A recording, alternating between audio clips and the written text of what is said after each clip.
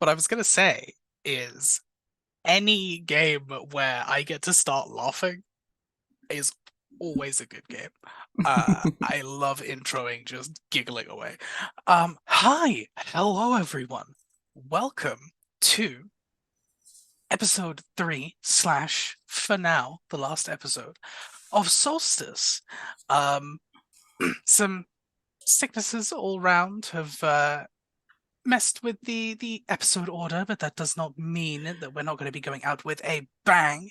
And it's going to be very exciting to get to play with everyone again because y'all are all really cool. And I've really enjoyed this, and I can't wait to play with you more. Very hype. Anyway, let's jump into a little bit about the platform that we're on before we go into the game itself. It's gotten really dark in here in like 5 minutes. I will fix that in a bit. But yes, we are here live on TTRPG, which is a channel dedicated to the representation of marginalized folks in the TTRPG community. One thing to note for everyone at home is that all GMs and players are using safety tools, including us, of course. Things like lines and veils, session 0, the X&O system, and that kind of thing. A couple of content warnings that have not really come up in the last 2 sessions, but may possibly come up in this one, including violence, gore, cosmic horror, blood, that kind of thing. So please make sure that you're taking care of yourselves, use your best judgment, and if something is a bit too heavy, please go ahead and look after yourself and pop back whenever you feel ready. These will also be VODs at some point. So yeah. With that being said, let's go ahead and jump into things. First and foremost, going to do a quick just around the group, give people a chance to mention who they are and who they are playing. Going to start with, who am I picking on? Casper. That's who I'm going to pick on. And go ahead and pop one. Hi, I'm Casper the MB Ghost. My pronouns are they, them, and I am playing Zombie, whose pronouns are she, her, or fight me, or whatever. And her mech is called God Killer because she's piloting a Barbarossa. I'm going to popcorn it to my father figure. Let's go, Daddy. Excuse me. Hi. Hey everyone, Mark J here, and today I'm playing Miles Flo Doom, call sign Playwright. A mostly reformed villain with a penchant for extra-dimensional space-time hacking and the otherworldly mech, Horus Calangela. And I'm gonna throw it to Darby. Welcome back, Darby. Hi, hello. My name is Darby, otherwise known as Chaotic Darby on the internet, and I have come back reprising a role as Babel, who is pilot. Babel, who uses she/her pronouns and is piloting a mech named Vilya, a morning cloak. Definitely not the same kind of mech that somebody else on this team has. No siree, and I am certainly not popcorning it to that person. Bing Bong Crimson. Hey y'all, I'm Crimson Galaxy. That is Krimsin, because I'm not me without a little bit of sin. My pronouns are they, them, she, and they, and I am playing Pandora Ellipses, or Height, who also pilots a morning cloak, but it's a very different build. And honestly, she's just kind of like this Antifa girl that likes to get on the nerves of rich people, I guess, from what's established, and it's a lot of fun to play.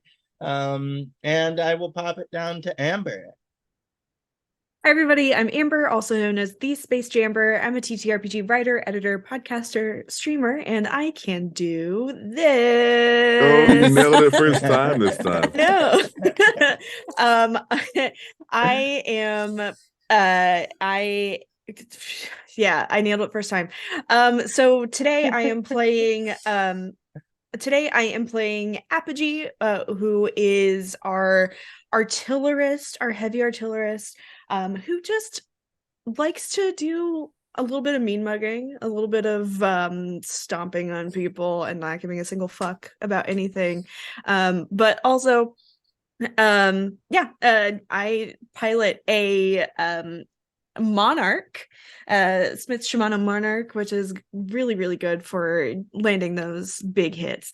And I'm really excited to bring this to you. So let's go. Wonderful stuff. I'm Ray, they, he, she, don't really mind which, just mix it up.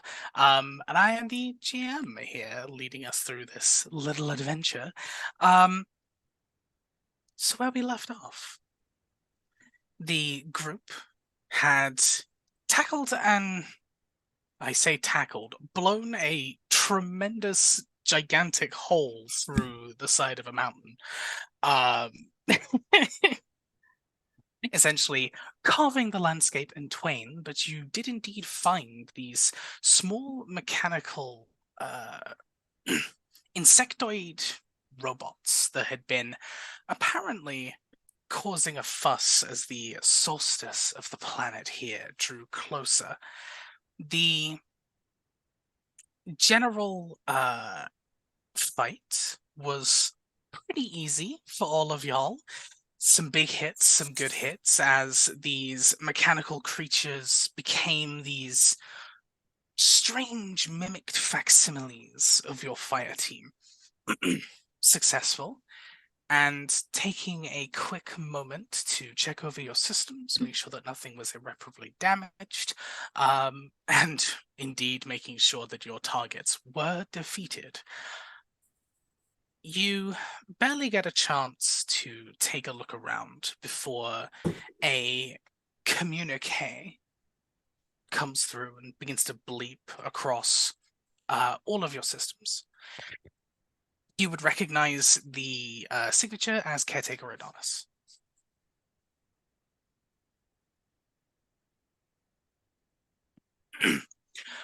With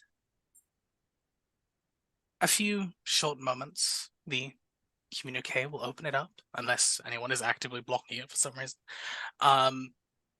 And Caretaker Adonis is indeed slightly crackly, bad reception, connecting with you and says, turns out we found out immediately that a whole lot of signals on our detection software suddenly went dark. Looks like you did your job perfectly. Your assistance is truly, truly appreciated.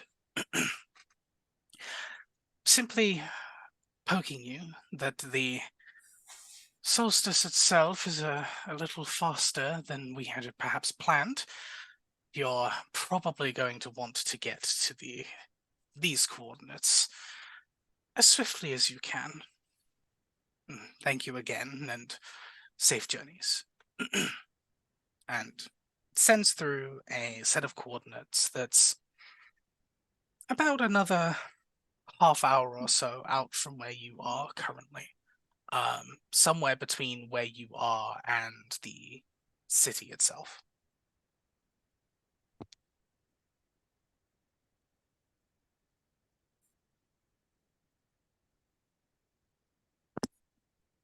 The communique closes very abruptly. And Playwright, you've had a slow feed of information passing through your systems this entire time, ever since you set up that backdoor. Nothing has particularly come to mind, come to your interest so far. But the one thing you suddenly catch the corner of your eye is a little blip that one of the satellites has gone down. The maintenance team are saying there's kind of like back and forth chatter between the maintenance teams, basically going, oh, blasted Solstice messing up the signals. I thought this technology was supposed to last through this, but it's causing issues. when can we get a repair team out? Oh, it'll be a few days yet, etc., etc. Just general chatter.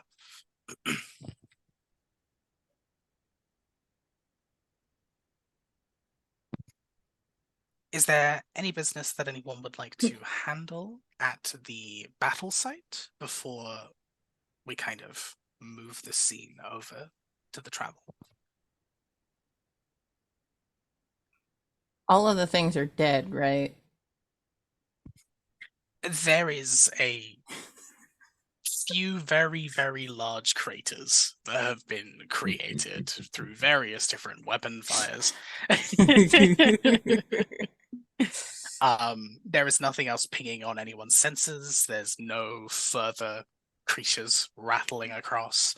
Yeah, everything seems to have been thoroughly wiped out. Cool. I'm gonna write very poorly. Z W U Z H E.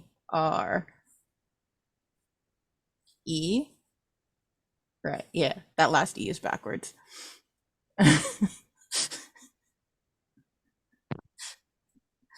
Beautiful stuff. Zombie, what are you doing? No, standing up straight, like immediately. Nothing. What have you There. spelled there? What is that? Stomps on it with the mech, so it's gone forever. Mhm.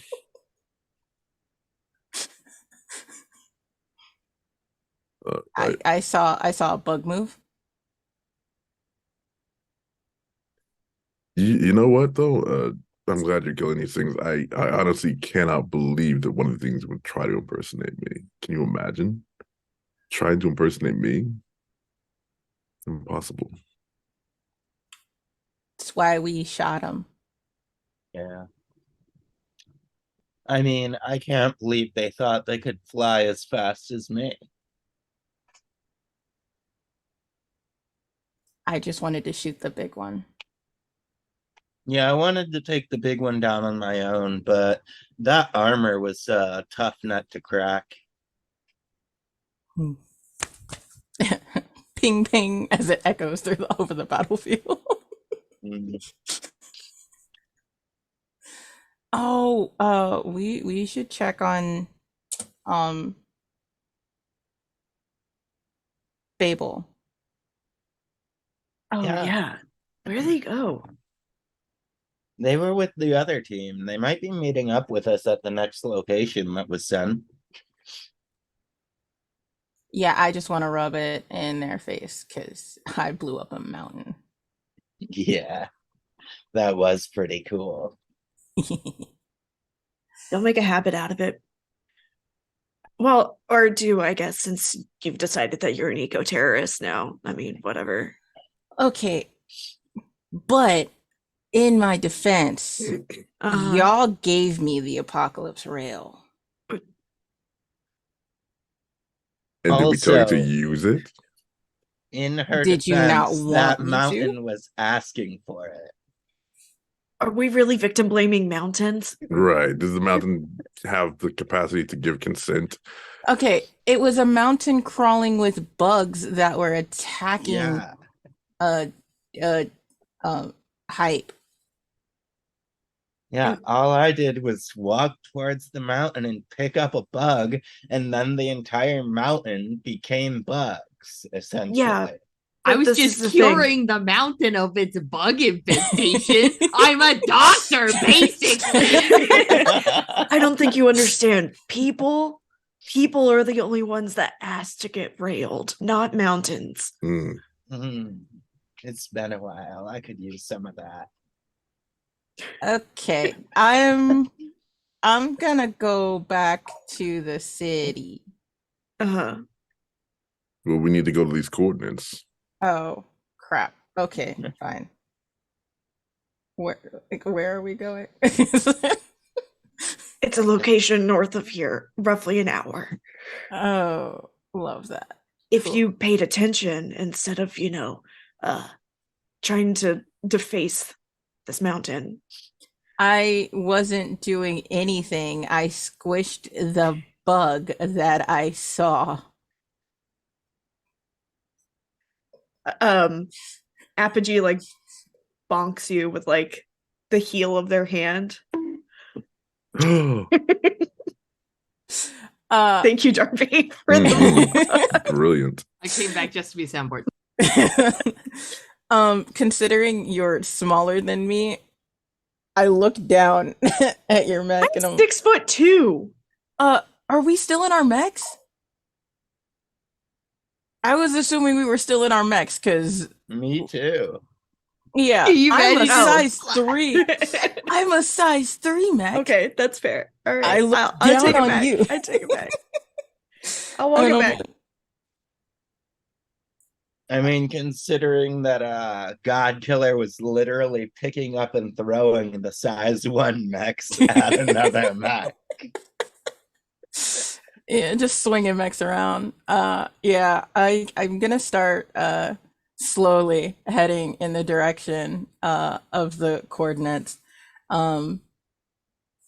It's with my gigantic freaking footsteps. I'm in no rush. I'll get there eventually.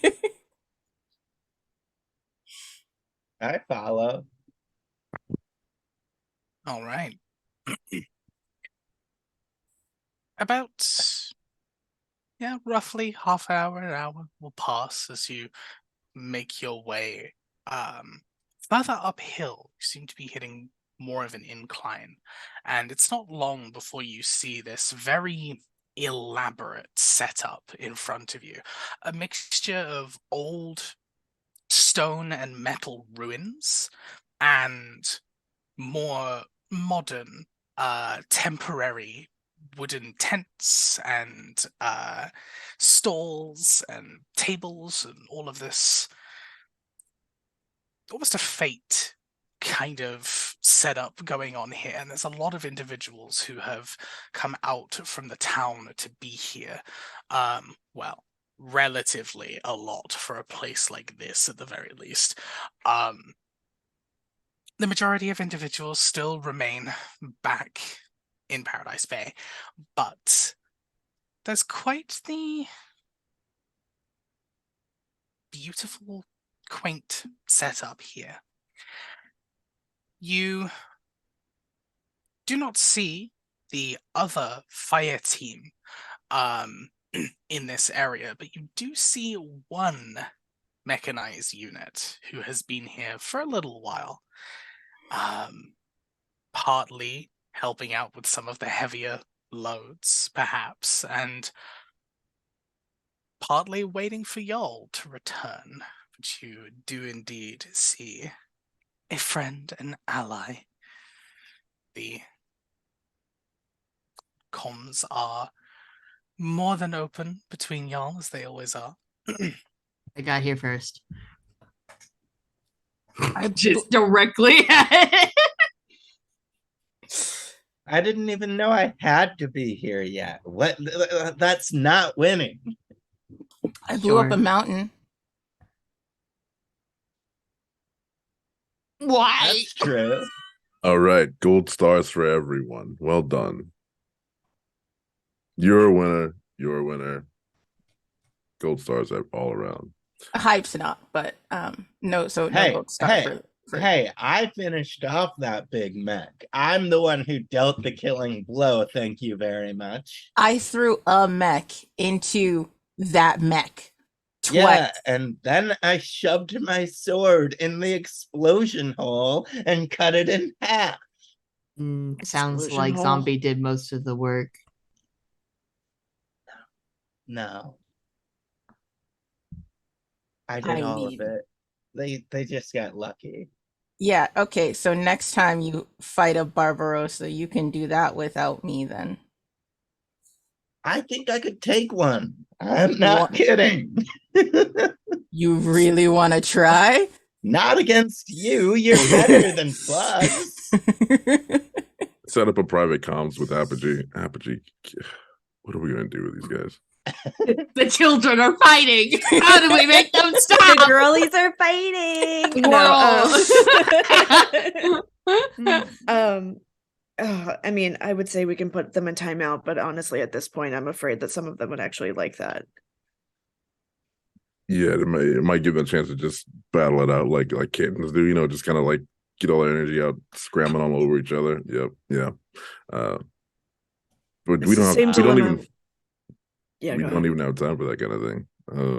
No, we gotta get to the other location. I mean, yeah. I It's tried the whatever. gold star method. It's all I really know how to do. If there's anything you can do to get them to focus a little, it'd be great. Hey, uh, sure, fine. You know what? This is so dumb, but Do it. Ray, hear We me love it. out. You know how I have the Ferris slash where I can like pull allies 5 spaces in any direction? Uh-huh. Can I do that and like pull all of the rowdy ones like together in a group and like lash them together? You ever hear of like those punishments where like the parents will like put Yeah, their they're like kids in the a It's the shirt? friendship sweater. Wow. Yeah. Like, You can tell which one of us had siblings growing up. You can indeed create a friendship circle with with your allies here. I feel like you may have employed this tactic before Mhm. a couple of times, but yes. Oh, just for so funsies. I have a hack that can basically move a target a couple spaces, any space I want. So I hack each of them and they all group up because I know what's coming. no. As I didn't do long as everyone's cool with it, anything. absolutely. Next time I'll eject your power cores. Whatever. Can those watching in chat determine who's the oldest child, who's the middle child, who's an only child, and who's the youngest? So why Put your are we answers in all chat. hugging now? I mean, it's nice. Don't get Oh, me actually, wrong. I straight up, enjoy it. I can make a poll. What do we pull? How do I make it though? It's stupid. Good times. Good grief. So as everyone's getting attached to me, because again, I'm the big Yes. Correct. I got 2 little matching mechs on my feet. We're shoes, basically. Yeah, you have Essentially. shoes. Morning cloak shoes. Accessorized. You guys are gonna make it harder to walk, aren't you? I mean, no, because yes, because I'm faster than Hype, and Hype will, be a step behind. The second you children stop bickering, then we can let you go. I wasn't. That's the rule. I wasn't fighting though. I was actually just stating a fact. Like extra weight's gonna make it harder for me to walk.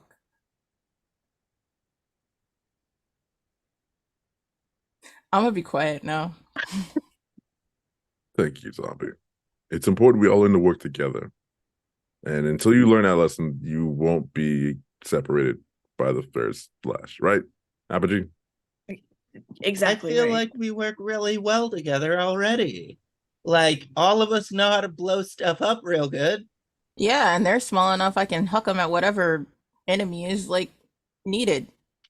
Yeah, I've really been meaning to talk to you. I'd like to try out a fastball special one of these days. Okay. Cool. Well, like you just tuck small enough, and then I can like wind up. Do you want it like softball, fastball, or like do you want like a baseball throw? I would rather do the underhanded softball pitch just because I feel like it would be easier to keep control of my stabilizers with an underhanded throw with an arc to it. You know what I Okay. mean? Yeah. Do you want to try Babel? Yes, I am Death Sweet. incarnate. Yeah. All right. Well, we'll figure that out after this mission. See, we're great teammates. Yeah, see? Well, we Our had to tie you teamwork's together. amazing. We had to tie you together to figure this whole thing out, but now you're on the same page. Well done. As I said, gold stars for everyone. Shall we move on to our next objective? Well, now that we're here, or approaching here. Approaching closer, you see a lot of individuals rushing at this point, dashing around, making sure that everything's perfect. And past the plateau here, you see a huge, sprawling space that has no grass, no plants, no trees, nothing. And they call me an It is eco-terrorist. just a huge space filled with blue silhouettes as far as the eye can see. Just these beautiful cobalt blue stains into the ground. It's both perhaps an eerie sight for some of you, but it's pretty in its own way. And up above, you see the sun and the celestial bodies slowly coming closer and closer as the solstice is just about to begin. So it's You like that see- sunprint paper, like on the planet. Gotcha. Exactly. As these people are rushing around, looking far up to you all in your mechs at the moment, you see the older visage of Caretaker Adonis wave you down.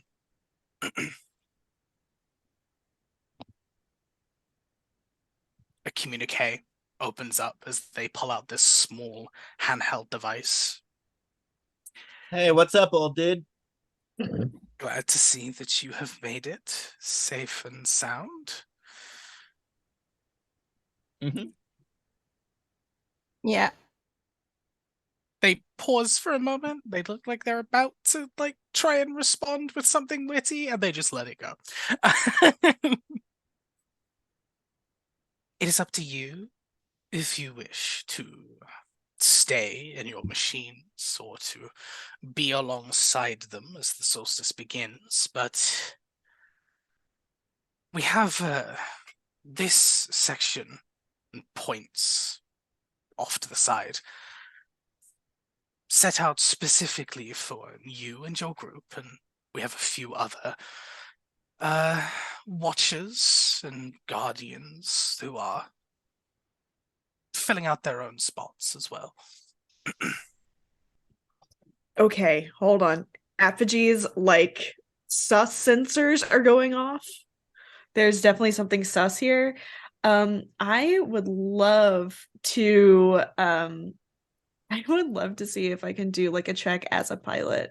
I would love to read a situation, look for subtext, motives, or threats in a person or situation. Is that okay? Go ahead. Absolutely. Okay. Yeah. And so that is Slotzer, you tell me what to do, and I'm just like, yeah, go for it. We'll see what happens. Sometimes GMs are like, actually, no. All right, so D20 plus my grit plus my okay. Yeah. Exactly. Oh, okay. That's a 19 plus 2, 21 plus 4, 25 to read the situation. Easy. There's a slight smugness to Adonis's voice, but it's not one of malice or open aggression. It's more the fact that for you to have a spot here, and considering there is 5 of you, and there's a possibility that you might want to be stained with your mechs, someone paid a lot of money for this spot. So there is a mixture of happiness that the event is happening, and that slightly twisted capitalistic sense of we're making good money for the planet here. Okay. We get to live in luxury for another 1,000 years. I'd love to open up a private channel between everyone in our crew. and just be like, hey, so I don't know about y'all, but I definitely don't think I'm gonna be getting out for this. I feel like it's gonna do some like irreparable damage to our bodies if we're like imprinted on the surface of a moon. I don't know this if I have enough sunscreen for that SPF, honestly. So I'm, and I think I've already made my mark on this surface. Babel, do you know where the other group went? Because like some of them seemed cool. They're dead. Oh, I'm kidding. I don't know. Like, I, Darby, don't know, but that's what Babel will say. They died. I'm sorry. did you kill them? Did you? No. You don't sound too sure about that. Yes. All right. Meanwhile, they're off somewhere, just like somewhere else on the planet, and they're like, They just got stationed back in the city, and you're like, Yeah. yo, I'm 1v4'd. It was yeah, yeah. easy. I'm on before, Like, like holds up like a pinky she stole from one of their mechs or something, like The a Legend of trophy Babel. of my victory. Yeah, knowing Babel as well as I do, can I send out an all call to the other, to this, like a planet-wide all call to be like, yo, if you get here in enough time, I don't know how many, like, I don't know the size comparison, but like, I'm assuming my spot is huge, for my mech. So I'm kind of just like, if you can get your people here and fit in my spot, then you can have it. I don't wanna be, like I said, I made my mark on this planet already. I'm good. They're gonna call that the zombie crater. trying to send this out, you immediately encounter a few errors. There's a few error messages that ping across your screen as you realize that there are issues with long-range communications currently. Short Player, range seems to be perfectly fine, but long range is an issue. uh, playwright, my long range communications aren't working. Well, it's honestly to be expected considering the electromagnetic interference from the eclipse possibly happening. I Oh, mean, this is a pretty rare phenomenon. okay. Well, I just wanted to let you know because But it all is my other something systems are good. it is something to be aware of. Thank you. Okay. Like something's gonna sneak up on us. This would be a really great time to do it from like far away. I'm just saying. So Like, at that, Babel's just scanning the horizon. I mean, there are bugs, right? Like, it's not unreasonable to be on edge. Also, she's got a collection of mech pinkies from someone else's mech team. Like, they might be coming back for them pinkies.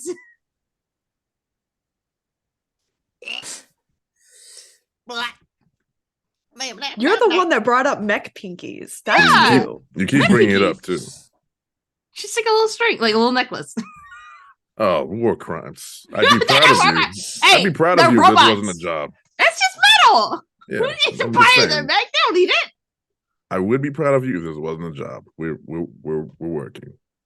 Clink, clink, clink, clink, clink, clink. Just shakes the necklace. Show that to me later when we're done with this. God, that'd be so annoying because like you could probably only buy them in like hands. You'd have to buy the whole Yeah. hand, and then you have 4 spare fingers that are just lying around. And that's probably why Babel did it. Just like in your armory. deep bit of the toe here, like a little bit of that. Just snipped it. It's like I am never gonna need these, but I paid good money for it, so I wanted to hold on to them in case for some reason they come in use. Yep. Babel, we were only separated for like 3 hours. What the when did okay, you know what? I'm not even gonna Just holds up a tiny, like a knife, like fingies.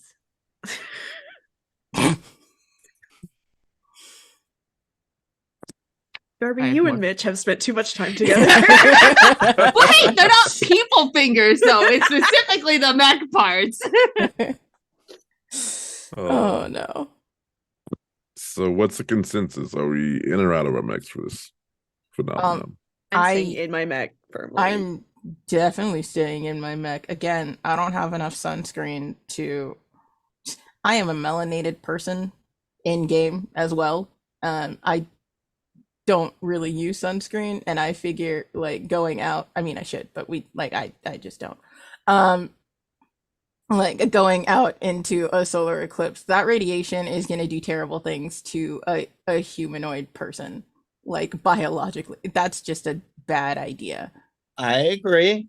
Also, I don't want my face and body to be known. I want my mech to be known because my mech is an extension of myself. Yeah, okay. Nerd. Just don't let Babel cut off your finger. That's all. Knife. If Babel tries to cut off my finger, I'll cut off her arm. Haha, but what if I already did? No, I'm good. Okay. What poses are we gonna do for this thing? Because I figure Should we go full Ginyu squad? that's what I was thinking. Nice. Okay. It's an You- old reference to a really, really, really, really, really, really, really, really, really. We get it. Thank you.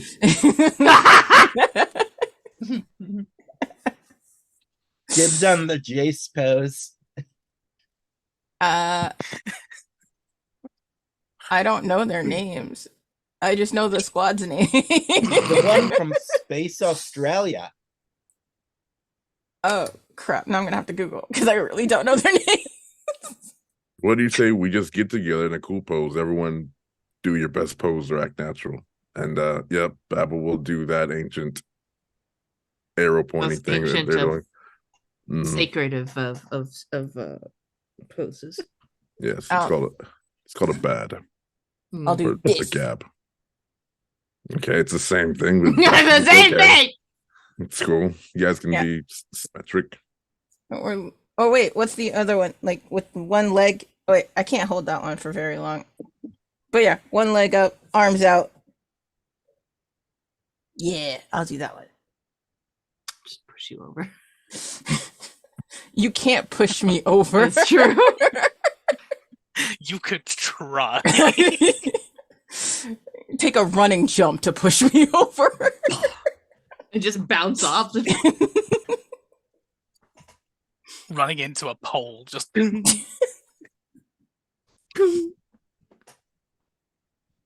I part of me is in awe because I'm like, how did 3 people turn into my little brother simultaneously?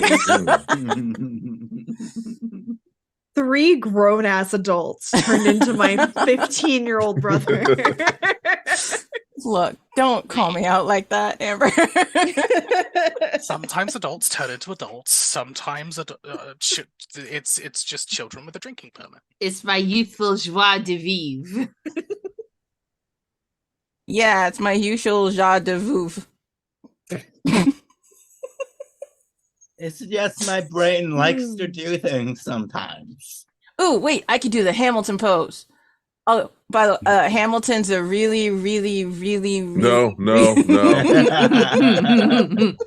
Oh yeah, didn't he like invent the entire idea of centralized banking that put the entire old American economy into a perpetual state of growth until it just was unsustainable? Sounds I like a thought that was monarchist. Walt Disney. What's America? I don't know. Country that failed. That's a lot of countries. That's all of the countries. It became Walt Disney. It became Walt Disney World in the year 3052. I remember reading about that. The whole thing, Walt Disney World. Walt Weird. Disney Country. Yeah. United Oddly Conglomeration enough, of Walt Disney. there were so many monarchs in that Walt Disney country. Pluto. I think, yeah. Each princess with her own, land. What happened? And oddly enough, like almost none of the princesses had any autonomy of their own, and it was kind of incredibly problematic. I just know that their soundtrack slapped.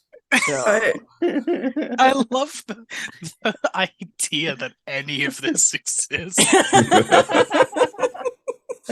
Yeah. It's pretty While Right, all of the this rise is to power. happening, Apogee is just in her normal mech, just like standing arms crossed, like watching, just shaking their head, watching this like solstice happen. Like, Yeah, as the planets align and shit. I'm like- an arms dealer. I've got you pinkies then. Those are part of arms, right? not those kind of arms. There are other arms. Yeah, and I point to my rail. It's a gun. That's an arm. That's a gun. Apparently, it's called an arm. Have we Is that decided on why our these poses are yet? called guns? Yeah, that's why these are called guns. Solved it. Yeah. Have we decided on our poses yet? Yeah, I'm gonna get on your shoulders. Yeah, get on my shoulders. Right. Cool. Apogee, your pose. You're gonna T pose on my shoulder? Oh yeah. Okay. Yeah. Oh, Babel, we have to like hold hands and each of us lean off to the side from the top of the mech. That way we can be at a weird angle as it poses. Yeah. I'm still doing the Hamilton pose, so I'm gonna have you guys like on my shoulders doing that. Can I be on your fist? Yeah. Team House on the fist! I know we were gonna do the shoulders, but the fist is so cool. Yeah, it is. All right, I'm in. Wait, I can have my hand flat, and you guys can do the weird Oh yeah, angle we can do the thingy. thing anyways on the hand. Yeah, all right. all right, we Yeah, got yeah, it. yeah. I love That's how what most we're of this episode so Are far has just we- been us like talking and insulting. Are we like water ski dancers or something? Like, Hmm. I don't know what water is, but or skiing. zombie But you know what ninja Hamilton is. subculture. Yeah. Yeah. Yeah, you had it in your old stuff. It was like a really, really big record. I told you that in Mom private. You don't talk about my priorities. love of musicals. I didn't talk I about will the send you to Phantom void one. space right now if you don't stop talking. Void space. All of you. He also has hairspray. That's it. No dessert. Who have I become? What is this? What are we doing? It's about now. Am I? What's What my if we become motivation? our empire of dirt? The facts. It's about now that you see the scattering of individuals as across this whole landscape are individuals being moved into their spots, individuals running around doing last minute preparations. You see some people being incredibly vain, considering the fact that, you know, it's just a blue silhouette. There's no actual like facial features or anything, but people are still doing like makeup and hair and things. It's a bit weird, but you know, whatever. They're all slowly gonna but dissolve surely. and disintegrate. This is gonna be like a ground zero for an A-bomb type situation That's where what their I'm thinking. imprints are left in there, but they're all dead.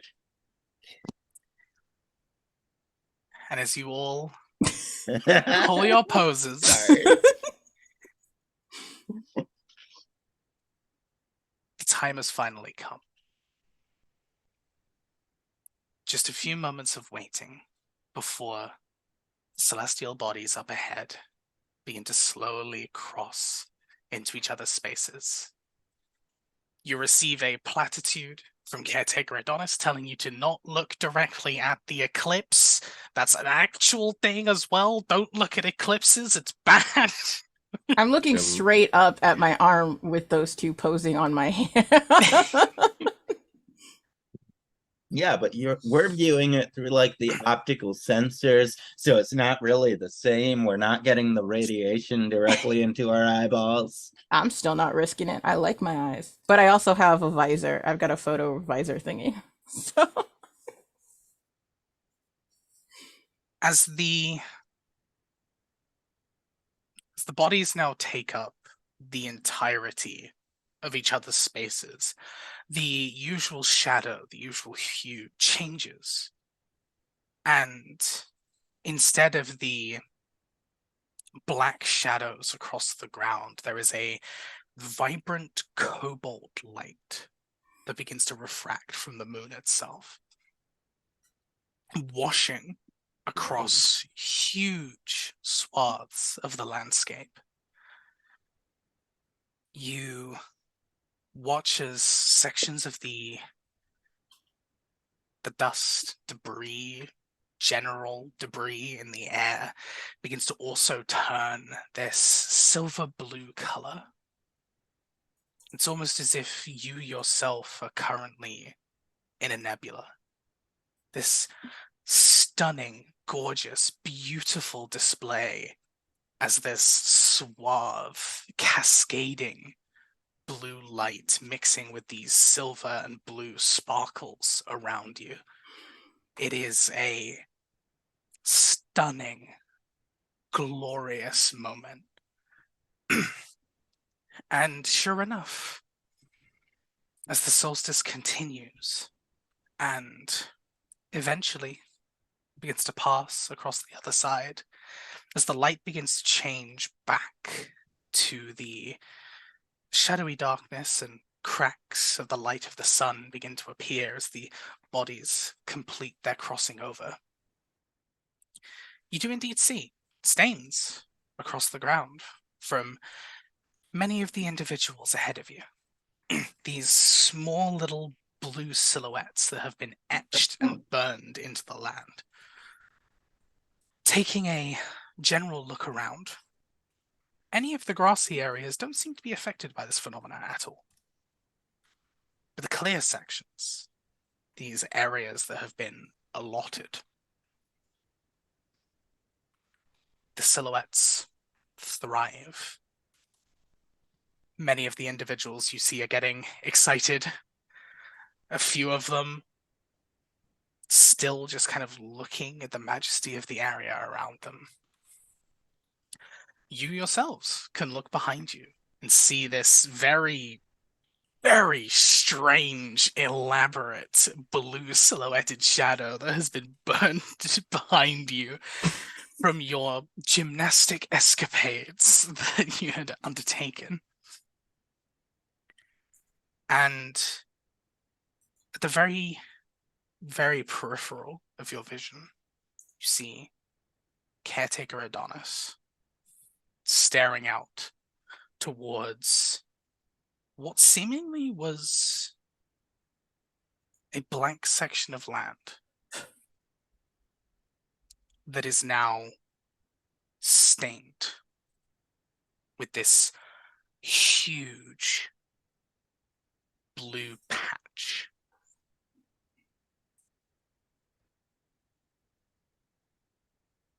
Adonis looks confused for a moment, looks across this huge anomaly.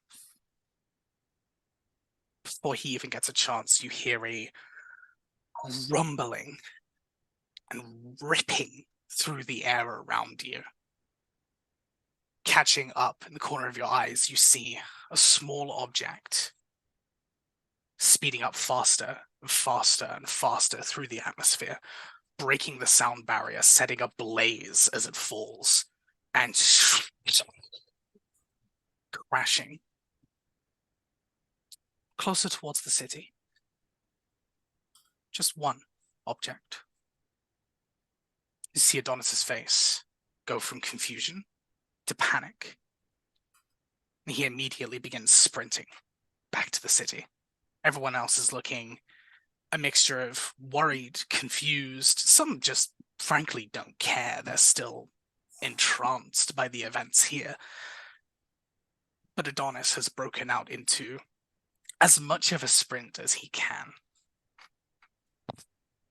Can Babel take off after to see where he's going? I'm gonna start charging my apocalypse rail. Yeah. Like bolting.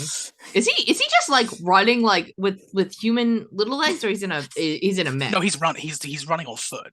Oh, can I Just- like scoop and just bloop, bloop, bloop, bloop, like run with him? Mhm. I He also want to start he running. threw his cane down and he Oh. was just sprinting. Jeepers. Yeah, I'll scoop him and just start running with him.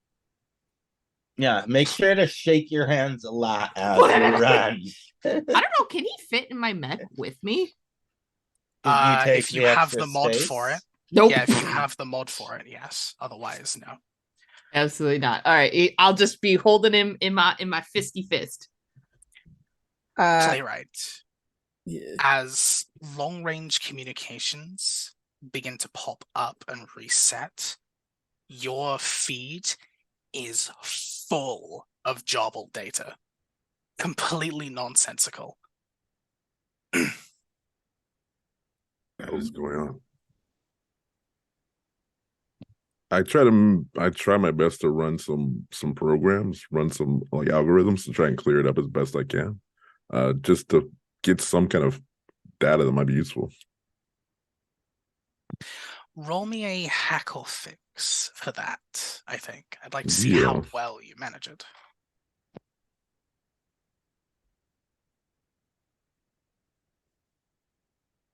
Ooh, 8. What's my bonuses? That's a 16 total. Nice, that is still a success. Nice. Cool. You begin running a diagnostic on the data, just trying to figure out something. Thankfully, the fact that these systems are not very protected is coming into your favor now, because there's very few defenses that you need to go ahead and bypass and able to get a bigger picture here. You see satellite feeds, messages sent between networks about unauthorized visitors into the system, a unidentified ship that had come in. Comms were hailed, no response. Hailed again, no response. And then the satellite feed cuts out. There's chatter from the maintenance people of like, oh, we've lost 2 satellites now? Like, this is ridiculous. What the hell's going on? People aggressively, workplace irritations beginning to kind of, as per my last message, each other. And you can feel the tension beginning to build in these conversations, the kind of frustration that's building as the planetary detection systems then go offline. And there's, again, a jobble of data that even this process hasn't quite figured out yet. You need to sit and actually properly attempt a decode with equipment, which you could do with a bit more time. And then a few messages. The solstice has begun. Hail, rejoice. Freedom arrives. And it's just that over and over and over again.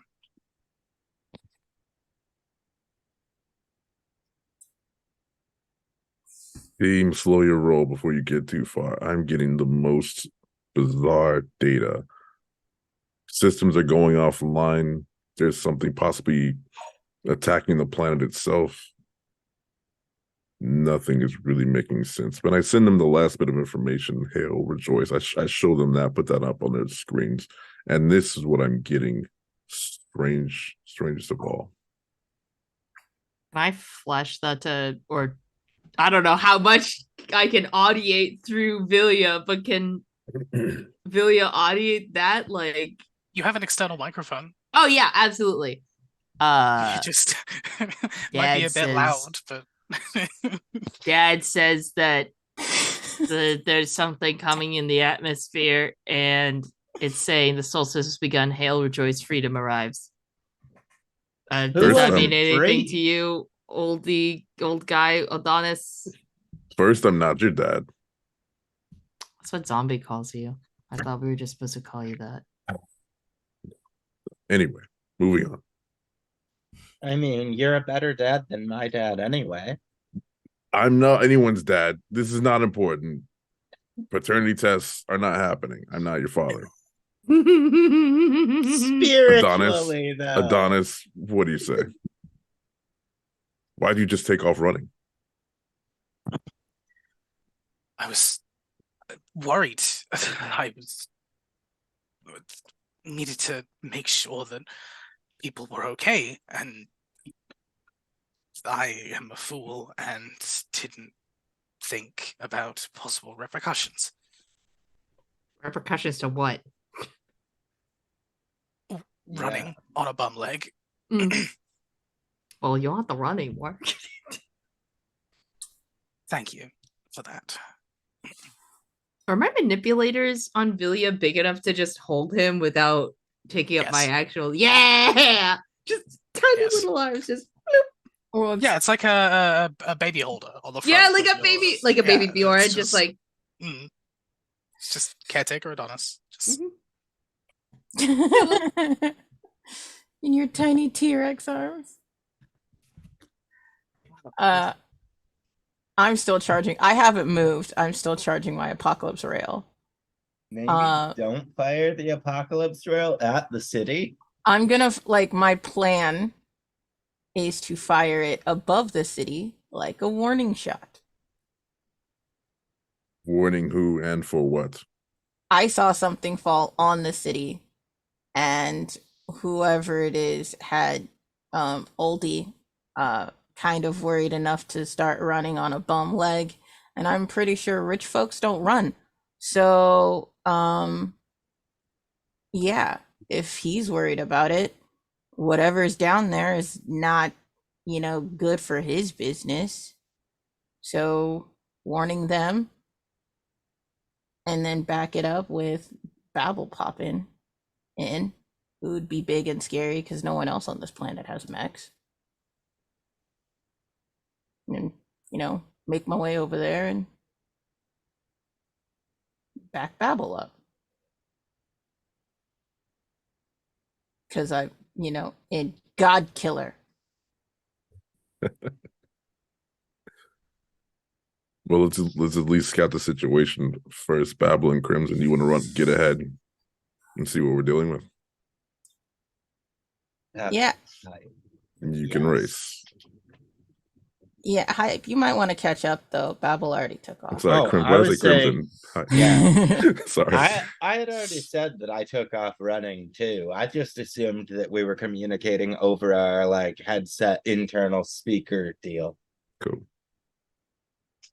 I still like to think Hype is behind, like a step behind Babel,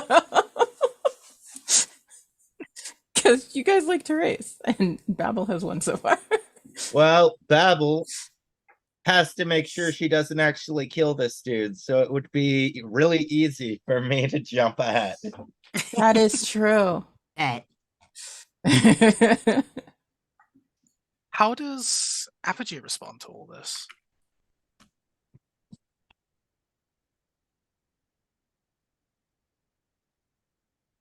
Not sure, actually.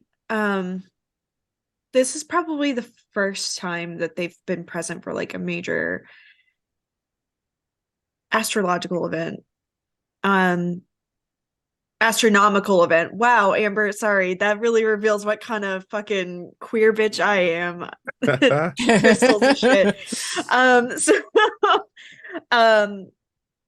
But they seeing all of the other shadows and everything, I've just been staring at my character sheet being is there anything I can do? And there's but I guess you know what, I would like to try something, Ray. Is there I would love to use my smart scope to kind of see if I can zoom in on anything regarding the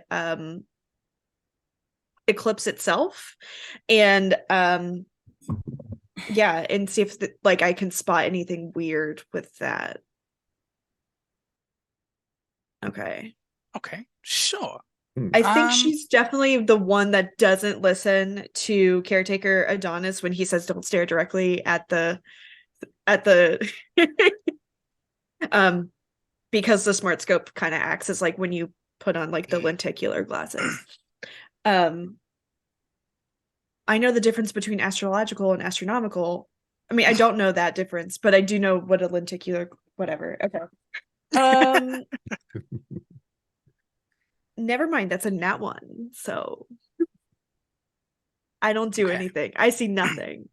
Apogee's probably instead like kind of glad that she's in her mech by herself because a single tear is dripping down her face and no one else can see it. Aw. I think the jarring switch from beautiful to panic has also kind of thrown Yeah. your senses out of whack, probably. Yeah. That's unfortunate, but very sweet. Okay, cool. So as you break yourself away from the eclipse here, you see that your two Morning Cloak allies have broken into a sprint and are desperately heading towards the city. With y'all moving at full speed, it won't take too long to at least see a bit of what's happening here. Past the other edge of the city, there is this huge plume of black and slight tinges of green smoke that is just erupting, almost like a volcano in the landscape at this point. You would see in the distance this relatively small meteorite, it would appear, that has created this rather large impact crater. The city was not struck directly. It is very much on the outskirts of that kind of territory. And although a lot of damage has been done to the landscape, the city itself doesn't seem to have taken any structural damage from this distance that you can see.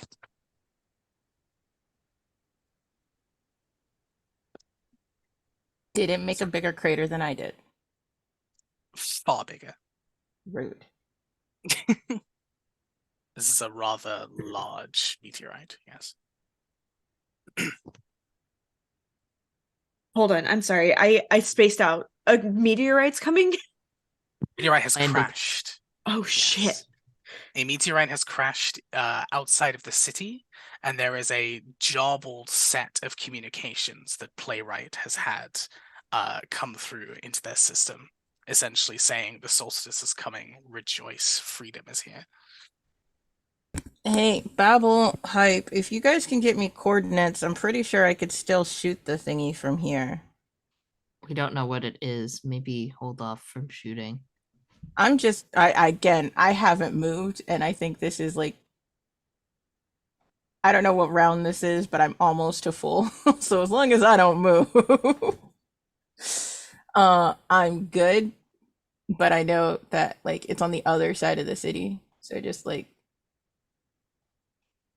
let me know. What up? I mean, How close? do you want to check it out? I can't move. Oh, I you started can't move. charging. Yeah. I'll still send you coordinates, but I mean Babel I want to put the human man who's not protected by a strong mech down somewhere. So he's not Might be like, helpful. you know. Give Yeah. him your mech thingies. Yeah. Yeah, here you go. Just like put him down there, like on the ground before like creeping up on the meteorite, I guess. Yeah, I'm also Can I gonna head stealth? straight to that. I'm heading straight there. Sorry. Babel is looking for a place to put Adonis down. I'm just gonna go there and look around by myself because why not? Are you heading through the town? Are you heading around the outskirts? Because the meteor is on the other side to where you are right now. I think I'm gonna head around. I'll head Just- through the town then, because I have to put him down somewhere, for hopefully on a building.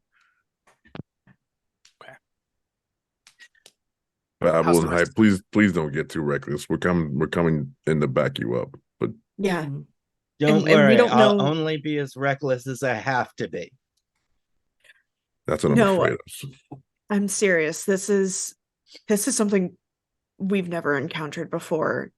It's different. I mean, fucking with those bugs is one thing, but this is really fucking with everything. Oh, I agree. I just want to make sure nobody's getting hurt. The only way I'm just gonna jump right into the conflict is if people are being attacked. Okay. And if you see anything weird, don't pick it up and put it right to your face. I don't know why people do that. But Yeah, don't don't touch the it. goo. do that. Yep. But if I don't touch it, how will I know what it does? My God, I just had a thought of like, don't eat it. Don't put it in your mouth. Yeah. It's already whatever for my mouth. Good Lord. If I don't taste it, how will I know what it does? The neurodivergent urge to put a new thing in your mouth. I don't have that urge. I do. Occasionally, I do. I must know what it's like to click it against my teeth. Mm, mm.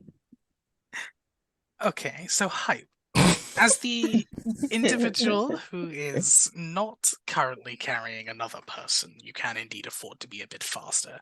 And with your movement speed, you can head around the wide perimeter of this settlement here and get a little closer to the meteorite itself. As you get closer, seemingly through your Mac, you can hear something. Mhm. And it starts so faint that you can't really pinpoint it. But as you begin to move your way a little closer, there's a discordant droning, very out of tune, out of pitch, very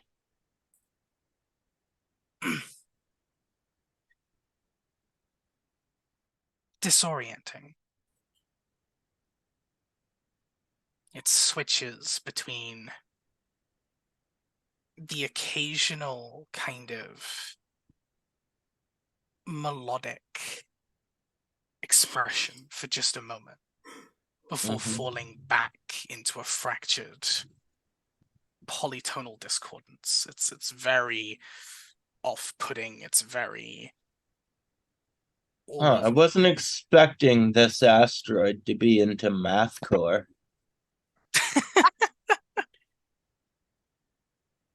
The Fall of Troy who? The interesting thing is that it really is playing around you in the atmosphere. There's no insulation from your Mac at all. Huh. What do I see around me through like the sensors of everything as I get closer? Everything looks as normal as possible until you begin to take a look and scan across the meteorite itself. The majority of it is just rock, stone, and the compositions of your scan confirm as much. But there's something in the center, something that your scans cannot identify. So what you're saying is there's an ooey gooey center, and to find out what's in the middle, I have to eat it.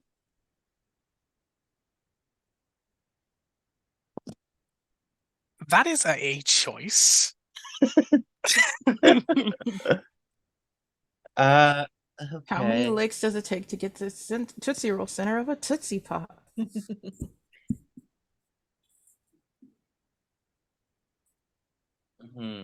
I don't know what it is.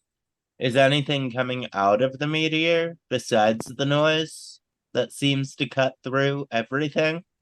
Not that you can see.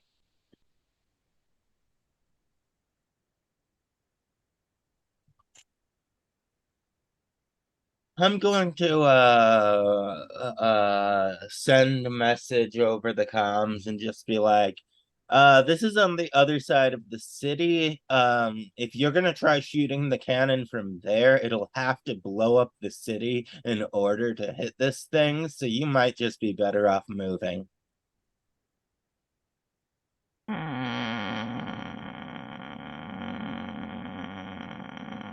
Zombie, is your comms broken? What is What that noise coming over the comms? Or are you dissatisfied? uh, but my gun's already fully charged. It's better if we all meet up and see what's going on together. You can charge your guns once we get there. You know how long it takes for these things to charge? Also, legit, like the entire atmosphere, including the inside of my mech, is seeming to like freaking have weird noises rumbling through it, and even my mech doesn't cushion the sound at all. It feels like it's kind of vibrating everything. Hi, can you send me the coordinates of this thing? Yeah, I got you. I'll just ping it and send it up. Cool. Ray, Yes. once I get those coordinates, Hmm. Sorry. can I fire above it? Like, not because I know it's gonna like it would rip through the city. I was paying attention. I do want to still do that warning shot thing in front of the like over the meteorite. It would be like a dazzling light show for the citizens of the city, and maybe kind of scary, but also would have the same effect over whatever is in the meteorite if it's sentient. Sweet. Okay. You certainly can. Yeah, I'm gonna do that. I'm gonna fire off this big ass charge right over everything. Like it feels like since we're sticking with anime at this point, it feels like a giant freaking Kamehameha wave just kind of goes over the thing. Like darkens like it's the sky was already doing weird shit because of uh the eclipse, but now it's just a dark beam that kind of like seems to suck the light from the surrounding areas as it like shoots over the city and over this crater, and like with the I'm assuming with the force of this beam like going like ripping through the air, it like sends a rumble into the city and like citizens can feel it. um does that do anything to dampen the sound coming from the uh meteor? This lance fires out hype. The energy sails over your head, and as it passes past the meteorite, the noise stops. You are muted, hype. That did something. It stopped making the weird noise. A few moments pass before, from the object, far enough that Zombie, Apogee, and Playwright can very clearly hear it, as well as Hype and Babel, who are closer. is a rippling of as if 1,000 choirs screamed in unison.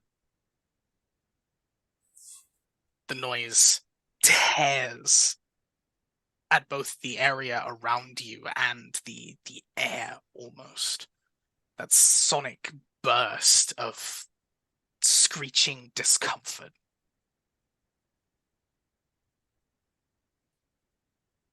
Hype.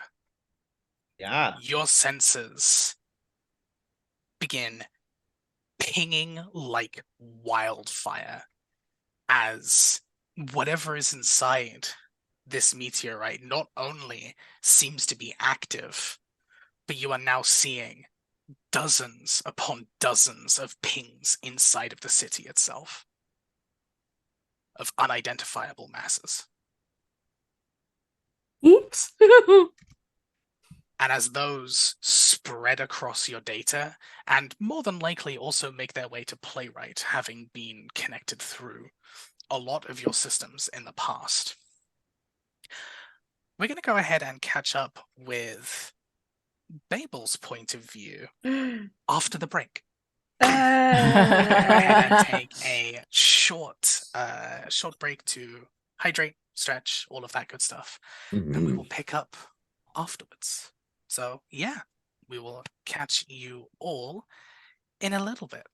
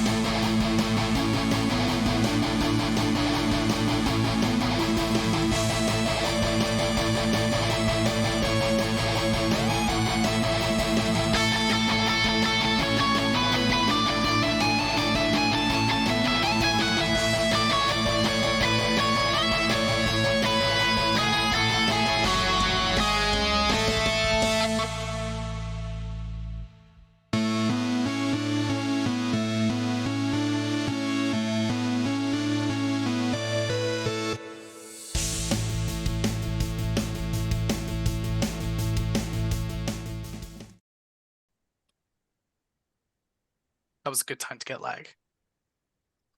That was a very good time to get lag. There we go.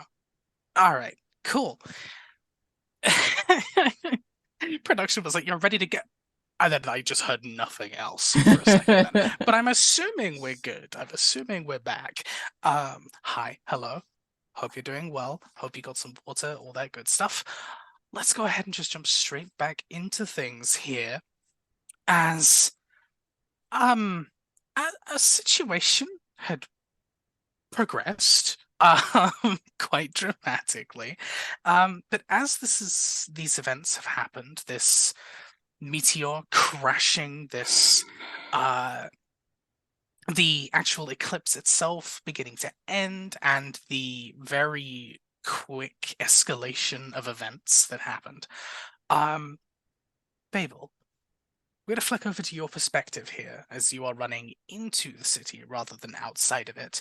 You see Hype in the distance as they begin making their way around, and you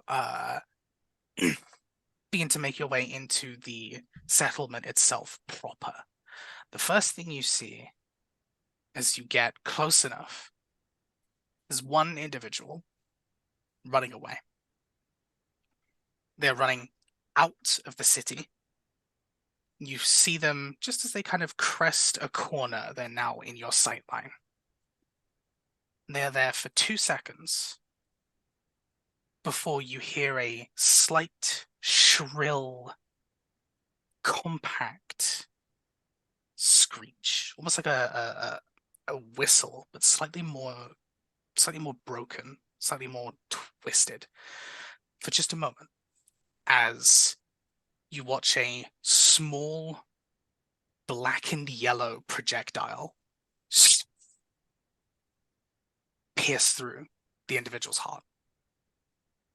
There is a spatter of blood in the distance before you see a single long stretch of, almost like, from this distance, it almost looks like taffy.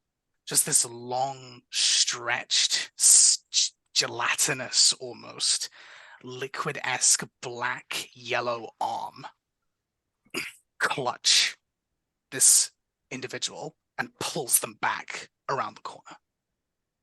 So Hype definitely should not eat that. Blood. I have a question. Adonis in Villia's tiny little hands. How, if I were to fight with this person in my tiny little hands, how safe would they be? I mean, they're in your manipulators, but manipulators are manipulators. You can hold them in place, but they are strapped to the front of you. So they are as safe as you think they are going to be. And a size 1 mech can't fit 2 humans inside of it. All mechanized, all mechs need the additional compartment space upgrade to be able to carry more than one person. Shit.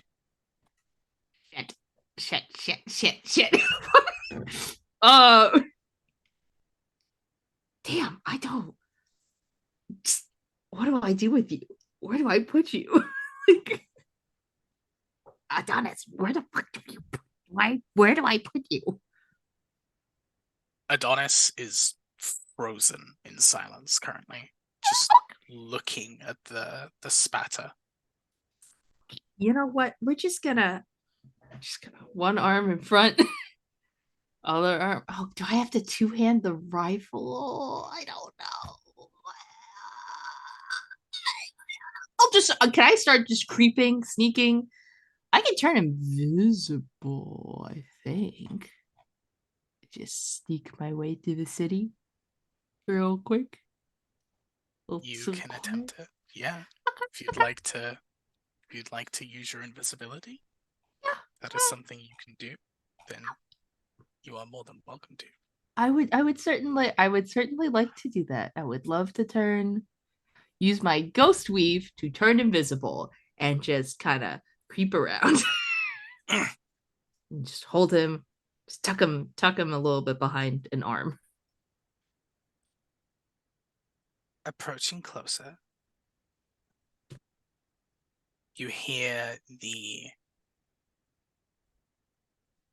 extremely loud and see the extremely bright blast of energy sail across over the city itself and strike well, not strike, sail over and continue past the horizon and over where this cloud, this plume of smoke is, and it cuts into the plume itself and continues off into the ether. And you too hear this shriek, this horrendous, horrendous sound. And as you turn the corner, you hear screams.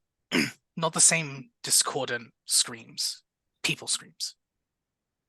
As the entire city is plunged into panic, you see close to this splatter, this strange bipedal, as I say, almost gelatinous creature, this kind of liquidy black thing, almost like a symbiote, if you've ever seen Venom, the movie, that kind of consistency.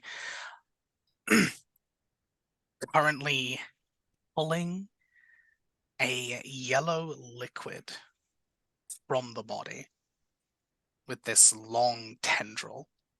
You can see the yellow liquid coming up and through the creature itself as they quickly toss the carcass to the side, discard it. They turn, begin shambling their way back into the city, and you see multiple collections of these creatures hunting people down.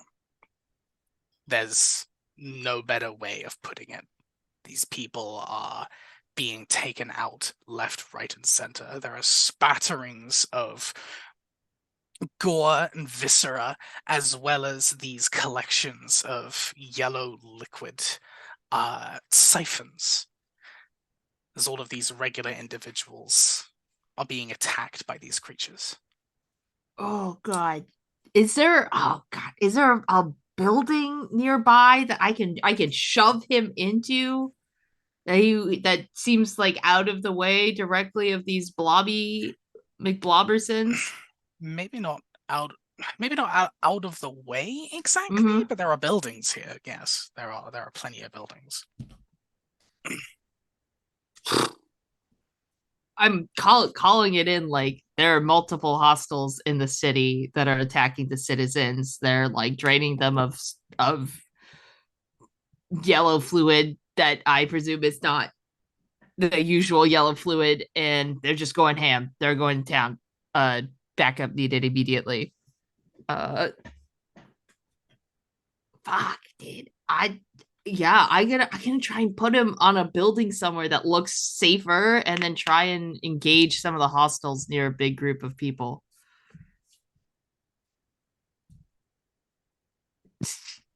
Try and keep them occupied, just like bloop bloop bloop. Look at me, I'm big. What does everyone else do as this message comes through? Go ahead. I was gonna say I'm also gonna send a message saying that I think the meteor is the source of these creatures, and it's quite possible that they're connected via hive mind or something like that. So if someone with a big gun can make their way over to the meteor to try to fuck the meteor up, that would probably be good. And then I'm going to turn and head into the city so I can help protect the people in there.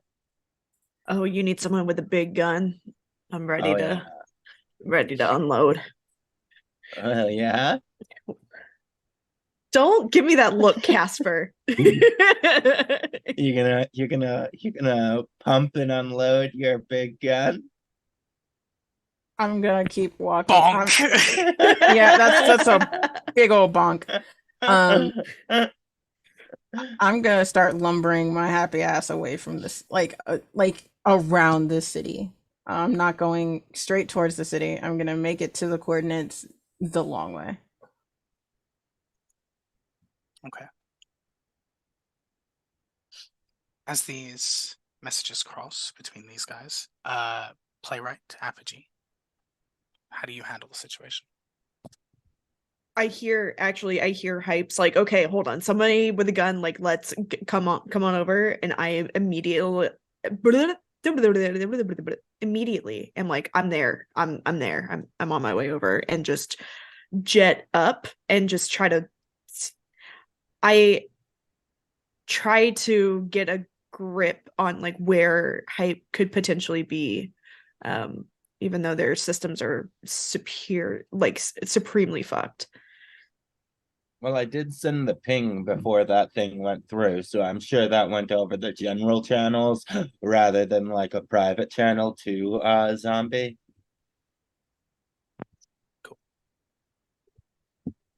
Playwright. I'm going to try and we got a lot of different ideas, but we need to all come together possibly and focus on one task at a time before we get too distracted and just decimated by whatever the fuck this thing is. That's my 10 cents anyway. I hear what you're saying, boss, but I think we got to protect the people first at the same time as having another team go after this meteorite, because I think that's the only way we're going to be able to keep as many people safe as possible. I had a feeling you were going to say that. What we could do is split into two teams. I mean, there's 5 of us. People who can swiftly and deftly maneuver people out of the city and away from this thing as quickly as possible, I think should. The people who can absolutely barrage the fucking shit out of this, whatever this is, should. Yeah, so I'm going with Mom. You can catch up with the twins. Twins now. It's the same build, right? It's the same mech. Like, close enough. That's mechist. I'm just going to say. But I'll back them up, sure. All tiny mechs look alike to me. Wow. Mhm, Wow. mhm. They all look like projectiles. Okay. So, Apogee, playwright, zombie, you are all heading into the town along with hype. You would enter a different part of the city as you are heading in, but you indeed see the same display ahead of you. A lot of these creatures, these things going around, and they're slightly bigger than human size. Just going to town on these individuals. You finally see one of the few security guards in this area pull out a sidearm and begin firing onto these creatures. One of them pauses as the projectiles kind of embed into the gelatinous tissue.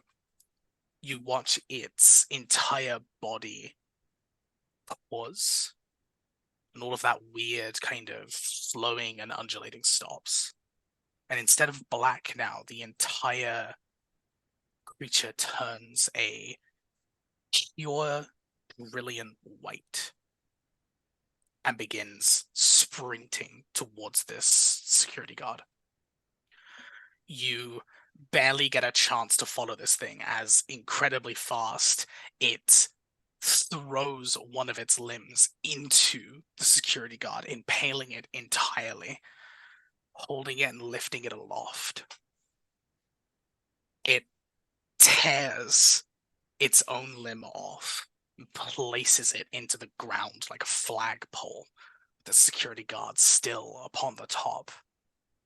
You watch as there's a shaking, a wriggling, a writhing as sections of this pole begin to come up and split.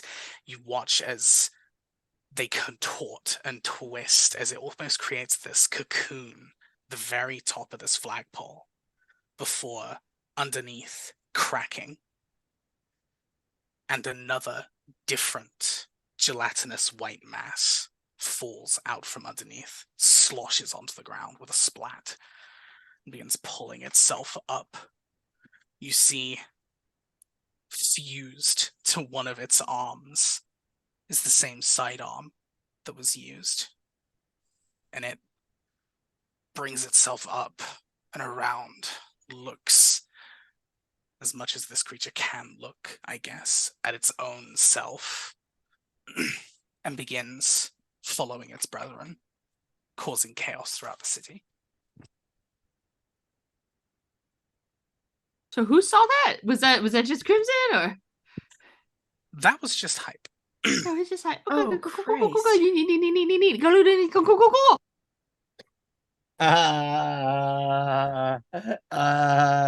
Shit. Okay. I'm gonna full charge at this thing and try to like fucking destroy it before it can do this to anyone else. Okay. So you charge the nearest one of these creatures. Mm-hmm. They are about the size of a person, and you are a mech. So what are you doing? I'm pulling out my sword. Yeah, I'm just like taking a freaking swipe. Yeah. And now I am still impaired, so I only have one accuracy as opposed to two for this. 18 plus 2 is 20. That's a crit. All right. How hardy does this thing look? It's a gelatinous mass of something you've never seen before. You have no idea. All right.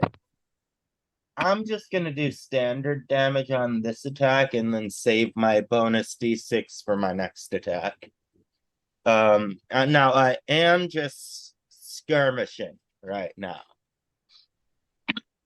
That's 4 damage to it. Okay.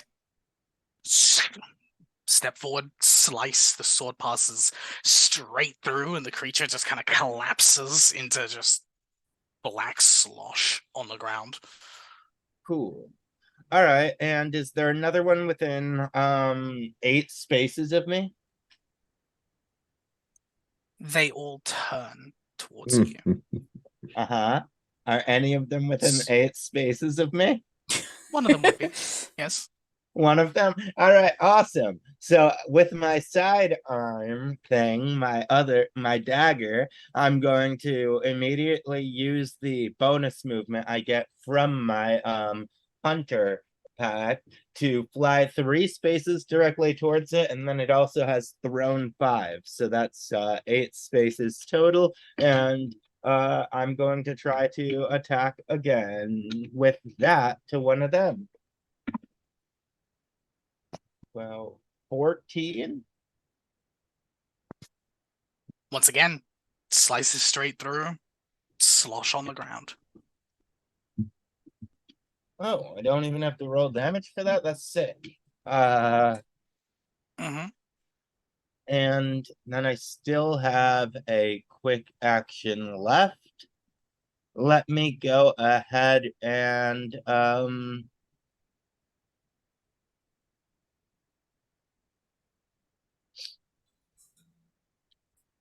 I'm just going to prepare an action, and as soon as one of them comes within my striking range, I'm going to attack it. Okay. At the same time that this is happening, 2 other events happen. First of all, with Babel, you see at the very, very, very, very end of this long corridor, these creatures, going about doing their thing. You begin to see the same thing. The occasional person, instead of being struck down by this black yellow, is instead taken by these white creatures, these white yellow amorphous creatures, and the same ritual happens, this impaling being placed upon, watching the bodies change and contort as the cocoon fully forms and splits into more of these creatures. You then see, at the very, very end, the flash of a sword as you see Hype on the other side, beginning to engage some of these combatants. You also begin to hear gunfire elsewhere in the city. Not from yourselves, not in the direction of your allies, but elsewhere in the city, further away. Mech gunfire. Okay. Rumbles, machine whirs, and such. A And it's- question. Mhm.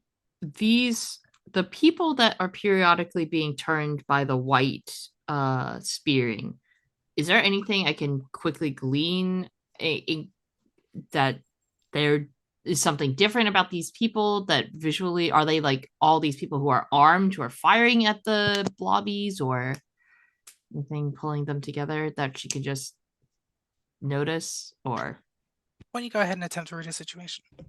okay, cool. Remind me how to roll. D20 plus your grit plus any points that you have in that skill. I don't know if I have anything. What the hell is my grit? You have to get a 10 or better. Everyone's grit should be 2. It's Okay. half Oh, your I license see it. level. There it is. Yeah, that has a natural 20 plus 2. I think I got it. I think I nailed it. Yeah. I love this die. They are very clearly picking the people who choose to fight rather than flee. Really? Anyone who begins to run away or begins to self-preserve is taken out.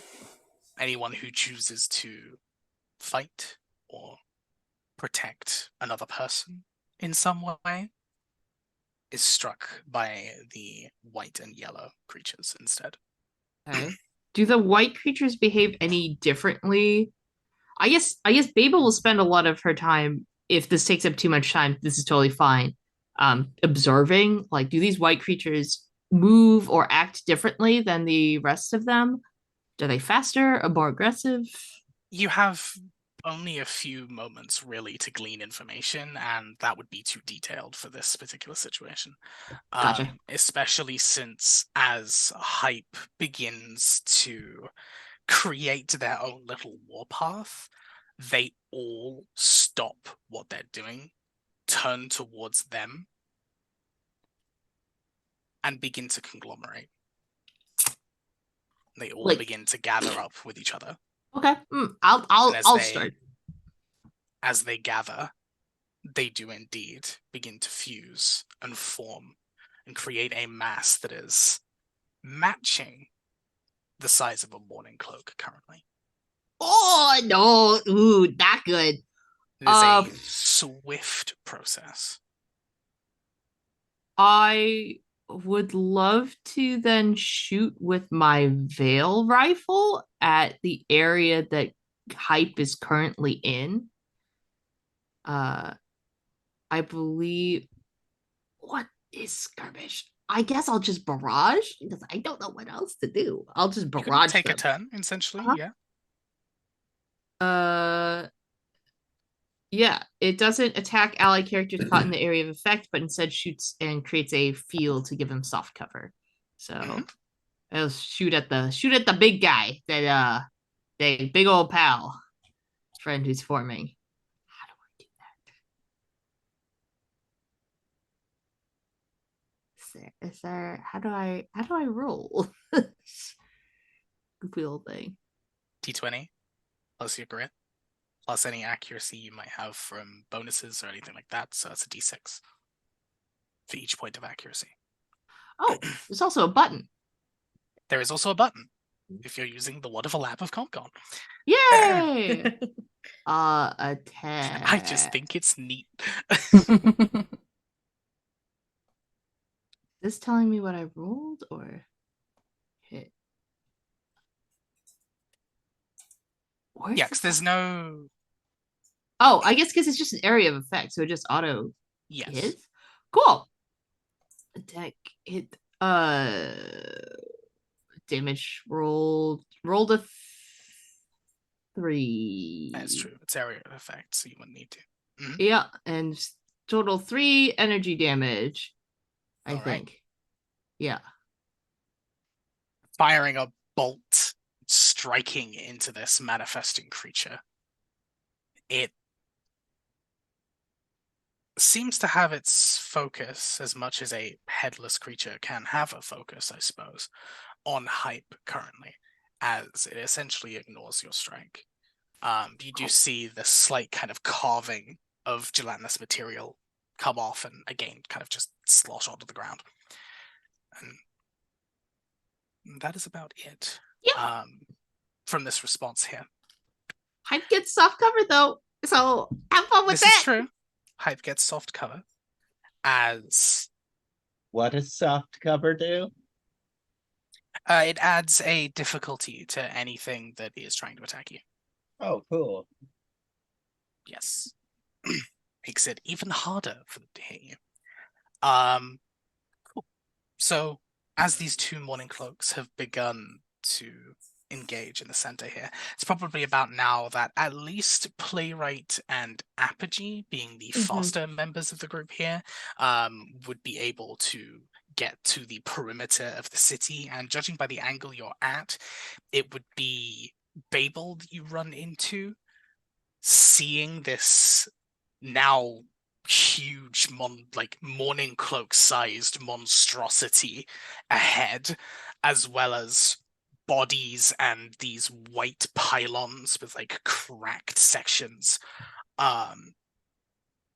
A few individuals that have managed to escape, and a few other small gelatinous creatures that are still running around trying to essentially hunt people down. You see a few people killed trying to run away. You see the same process that these two would have seen with the white pylons for those who attempted to resist. And this whole situation is erupting within moments ahead of you. Oh, this is absolutely fucked. Shit. So to be clear, there's one group of jelly boys that are killing everyone, and there's another group that's converting people who are fighting. Exactly. Gotcha. Okay, that This is sounds fucked. Apogee is like looking around and kind of has some medical knowledge, just from, having been on the streets. Is this anything like white blood cells? They attack and destroy any infection. There's a passing resemblance.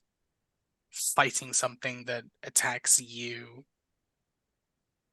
you're not entirely sure what the process is with the ones that appear to be draining individuals, but the change in coloration and attacking aggressors is familiar, reminiscent of such. It's a comparison you could draw, certainly.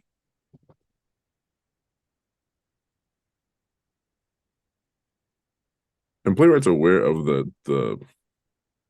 meteorite that is sending out this sound wave, right? That was reported to everybody. Okay. Yeah, that is farther back past the city.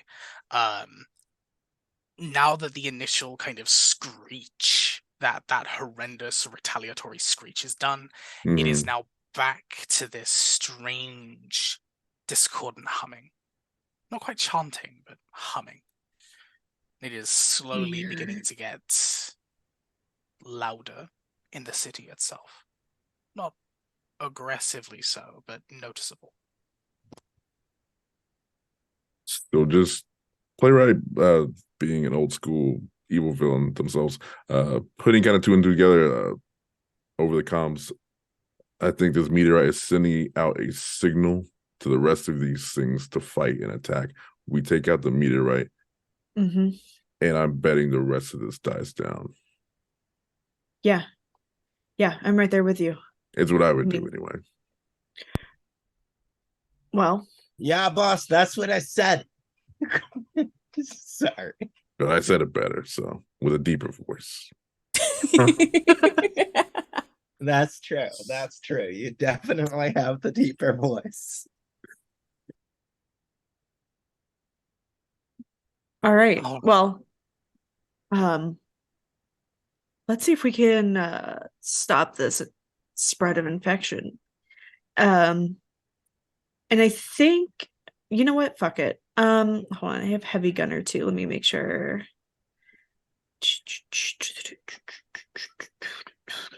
Oh, okay. I believe I have a cannon. Yes. Okay. Okay, so I have a magnetic cannon, and as a quick action, I would love to fire a jackhammer around to deal 10 AP kinetic damage to a size 1 section of any object within range. Is there anything within 8 spaces of me, Ray, to deal that sick kinetic damage to? There are plenty of buildings in the city that you can go ahead and blast open if you wish. There's big old baddies that you can. Okay, I think the better question is the asteroid within 8 spaces of me? No, that's very far away at this point. That's very far away. Okay. You would need to leave the city on the other side of where you currently are and continue moving, and it's off in the distance. Here's a better question. Is it 50 spaces away?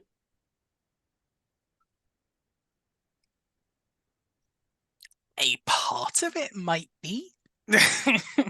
How big is Because your mech again? it's a size 2. However, choose any number of characters within range 50 with divine punishment. Your targets must succeed on an agility save or take 1d6 plus 4 explosive. These are self-guiding missiles. I'm gonna let you have it. I'm gonna let you have it. Go for it.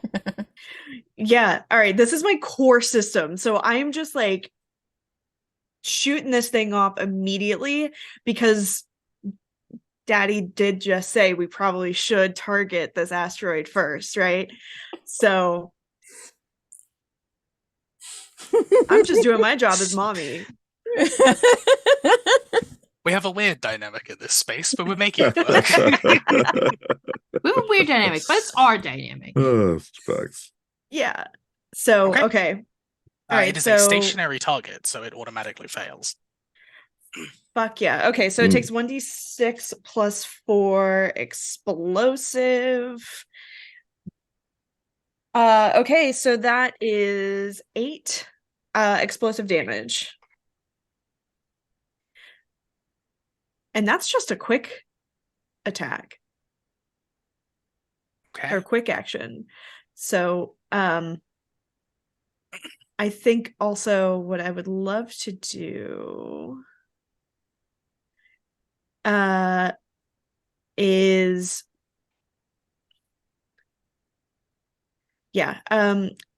any other like smaller ones, I would love to do that. I mean, yeah, just are any of the little buggers annoying any of our party members or?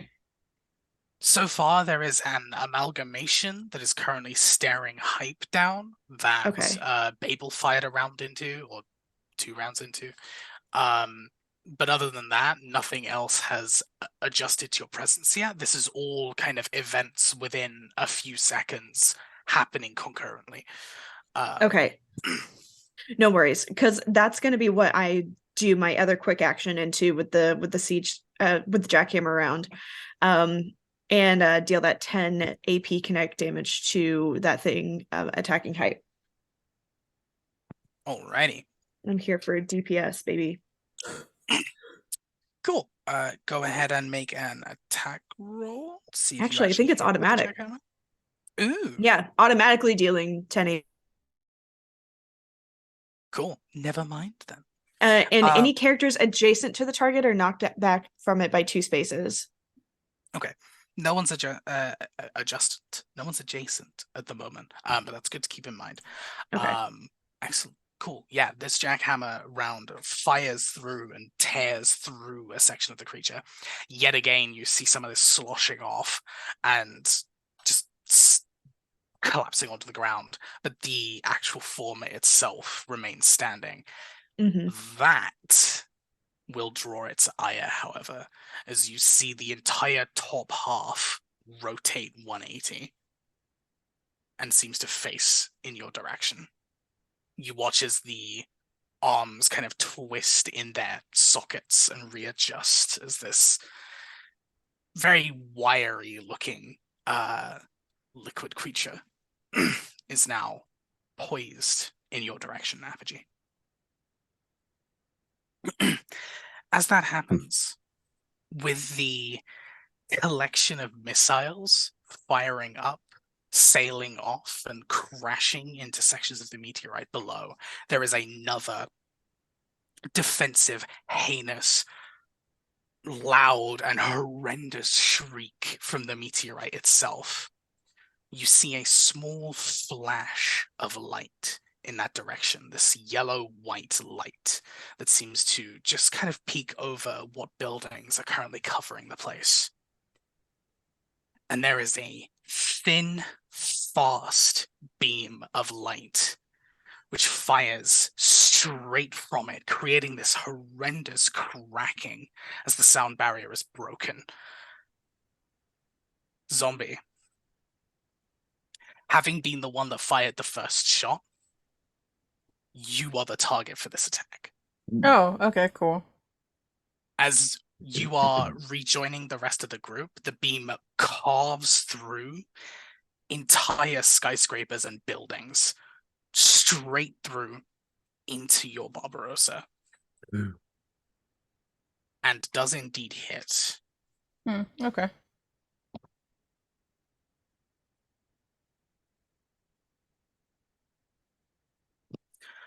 You take 20 points of energy damage, reduced by your armor, but 20 points, as this huge blast cracks into your Barbarossa. Okay. So I don't have that much HP. Yes. So you will take structure damage equal to however much your health is. Okay, so wait, I have the HP of 13. So you Minus take 2 because I have armor. Mhm. So you take 5 structure damage? I only have 4. So you take no Ooh. 18, not AT. Oof. So it should be a structure and a bit off your health bar, essentially. So one Oh. entire health bar, and then take the structure damage, and then carry the rest of the damage over.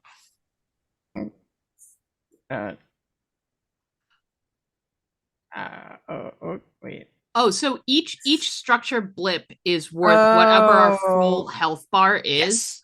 Ah, that okay. Yes. Ooh. So the way that Lancer combat works, your structure is essentially how many health bars you have, kind of like a boss in an RPG. Oh, gotcha. So gotcha. if you have 16 health and 4 structure, as soon as you go to 0, you roll a structure die to find out how much damage that you just took. So it could be anything from a passing graze to losing a part, losing a weapon, losing a system. And in a real bad situation, it could mean instant death, as the entire mech just overloads and detonates on impact. Okay. So I did my structure damage. I got a direct hit. My mech is stunned until the end of my next turn. Okay. So your health then goes back up to your 16. You then minus off the remaining damage. The next time you take a structure damage, you roll 2 structure die. Okay. I'm just trying to math right now. and I hate it. The downside of this hobby, numbers. 4, 5. Okay.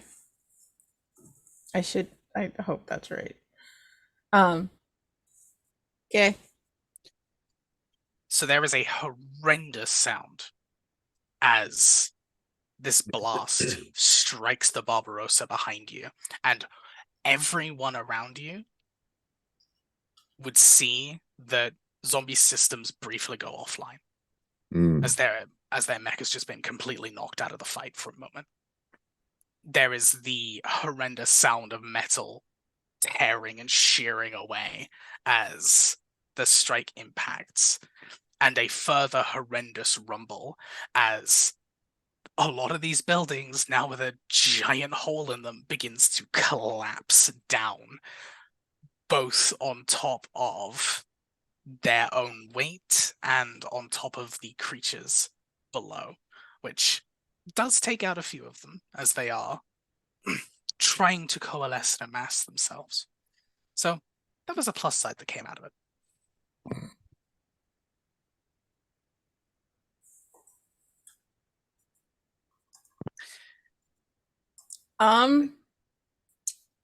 Hello. Are my comms still working? Cause that freaking hurt. Don't do that. That seemed bad.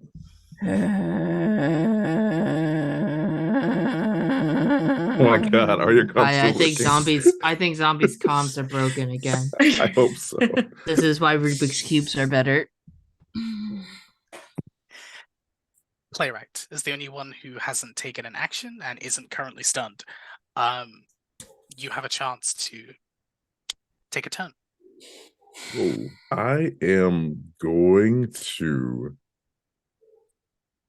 I just saw a zombie take a big hit, and I'm worried, but I'm kind of aware of what their mech is capable of.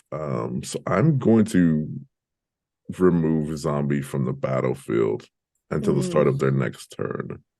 With full space. It just sends them to the shadow realm for a little bit, and so they're just not out of the way, but out of danger.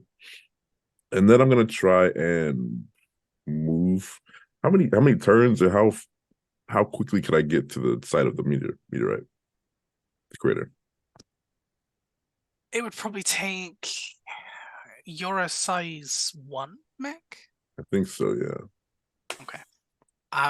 Probably 4 turns, realistically. Okay. If you were to like book it and dash, Right. it would probably take you about 4 turns. You could get there a little faster if you decided to burn a an overdrive for it, but that's up to you. Yeah, I think that's what my plan is try and get there as fast as possible. Okay. Playwright, you quickly blast zombie away, keeping them safe as you begin to break out into a sprint towards the site of this this situation. The creature that was originally staring down the Morning Cloaks and is now eyes set on Apogee brings up one of its tendrils. It kind of flops around and waves for a moment before lashing forward like a whip and attempting to strike across you, Apogee. It'll get 2 attacks, or attempt to get 2. Well, it'll try. It'll try. It'll fail, but it'll try. 2 3s on the die is a no-no.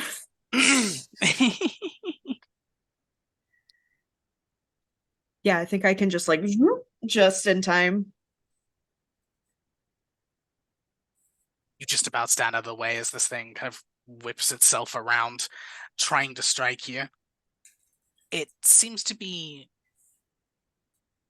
chill, seems to be calm, seems to be almost assessing the situation. You sense an an intelligence behind its actions. A little bit more than liquid. Almost seems a little bit animalistic would be the best way to put it, perhaps. That's kind of what most of you end up reading from this situation. All right. Huh.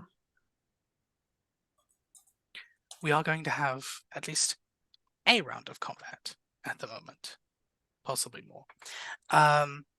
Not too many, but hey. So, whoever would like to act next, it is entirely your prerogative, and then go ahead and popcorn whoever would like to be next. Can I go? Get that stunned out of the way. Yes, absolutely. Yeah. So when my systems finally reboot, I recognize that I am in void space. And this time not for timeout. So I'm like, okay, cool. I automatically you did it for my own good. So I know I'm not the problem. Timeout always is, yeah. Yeah, so I know I'm not the problem. So I'm going to start charging my apocalypse rail and nothing else. Yeah. It hit me, I'm gonna hit it right back. So yeah, whenever playwright wants to bring me back or whatever, or like I'll signal or something. I haven't figured that part of the plan yet. I do have a plan to pop out of the box swinging. You come back at the beginning of your turn. Oh, Cracker Jacks. Wait, so I'm back now? Mm-hmm. Oh, okay. Well, hi.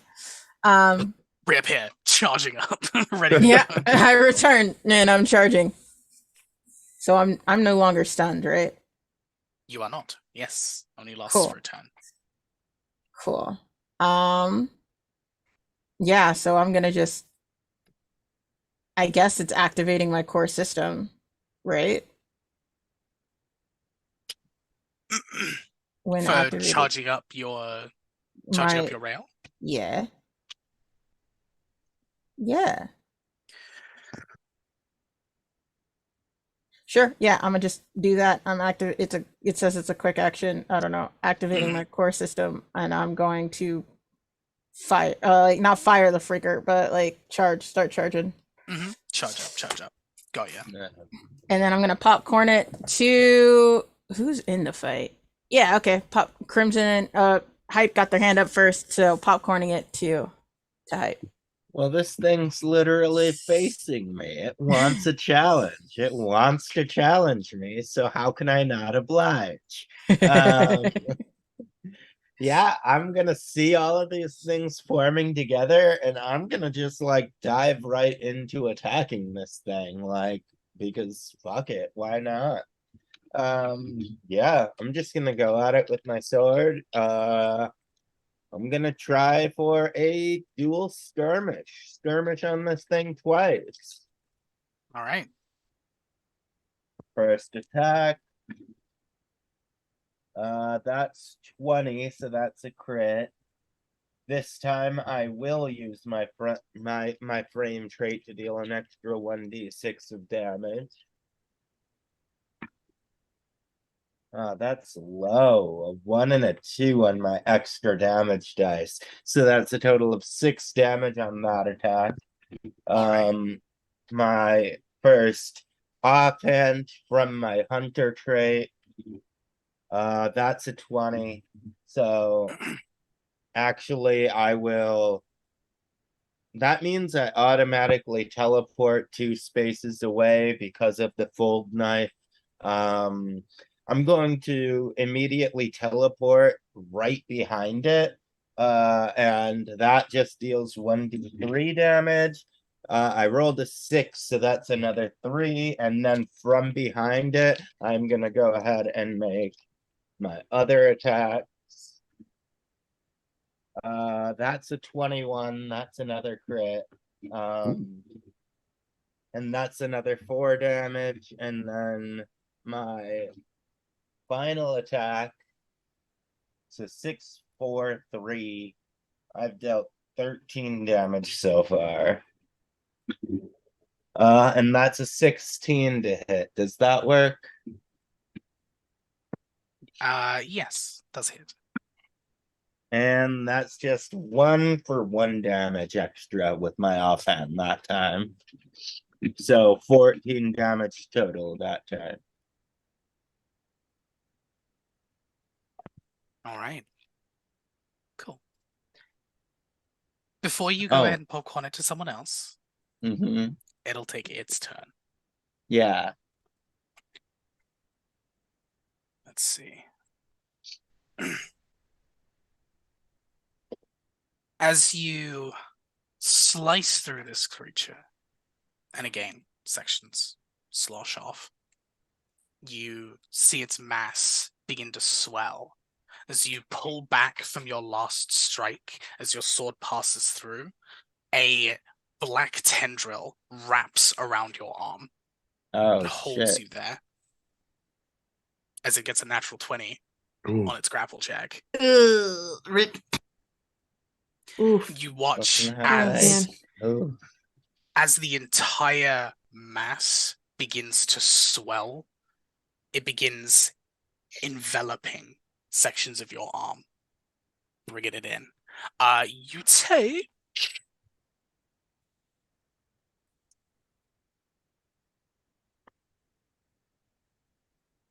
6 energy damage. All right. Well, since I have been hitting with my main sword, I actually have my maximum blade master dice right now.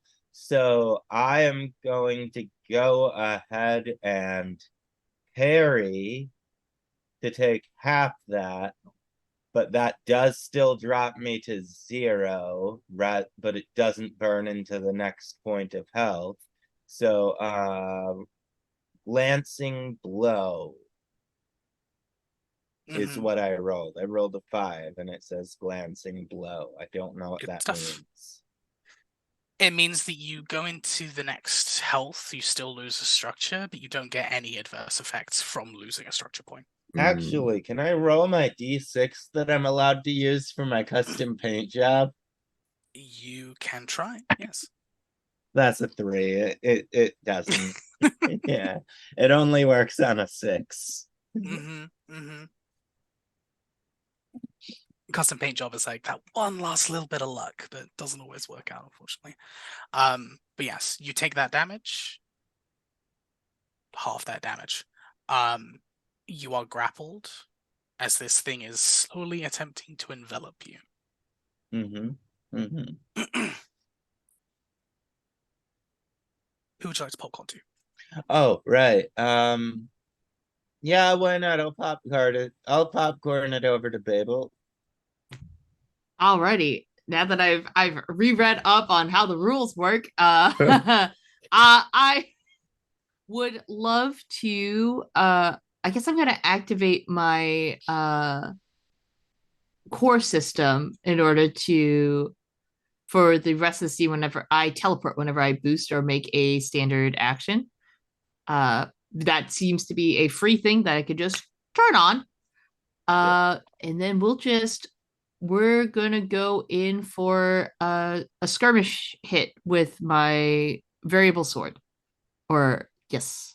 So I will get a +1, an additional +1 accuracy because there is a allied character engaged with the target currently.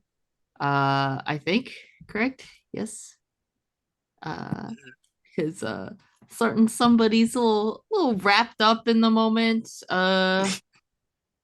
little engaged. So we'll give them there's that accuracy. So we'll just roll. And I now understand how CompCon works as a roller. So I figured it out. Cool. A 25? Does that hit? That's Most a crit. certainly. Yeah. That's also a crit. Hell yes. Don't forget about that frame trait d6 in addition to the d6 that you get for critting with the variable sword. Oh yeah, don't worry. The machine got that pretty good. Oh, actually, it didn't. Research. Ooh, add accuracy. No, wait. Clear. Cancel. Cancel. Damage roll is. God, I didn't learn how it worked. It's that. Okay. That's not what I wanted. Wait. Roll. Roll one. That's not a modifier. I want 86. Okay. Roll that. Cool. Commit to that result. We'll roll this. Doesn't seem right. But whatever. So 3 kinetic damage plus 5 to the paleo, to the friend pal over there, the big blobby McBlobster. Dude, Ed, how's it looking? Like a blob. Like a blob. Cool. I would like to then boost away. Goodbye. So I will just teleport away. Okay. Good to Boost know. up to my speed. So I'll teleport six spaces away again. All right. Cool. Yeah. Who are you popcorning to? I will popcorn it to Apogee. Sick. Okay. All right. So can you remind me like what's still up?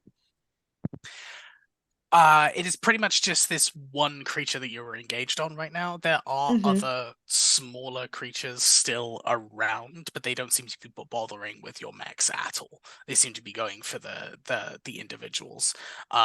There's a lot less of those creatures now that some of them just got flattened by buildings. But they are making their way into other sections of the city at this point. In Okay. terms of So like actively attacking you, there was a blast from the meteorite ages and ages away, and this is the only one that you see right now.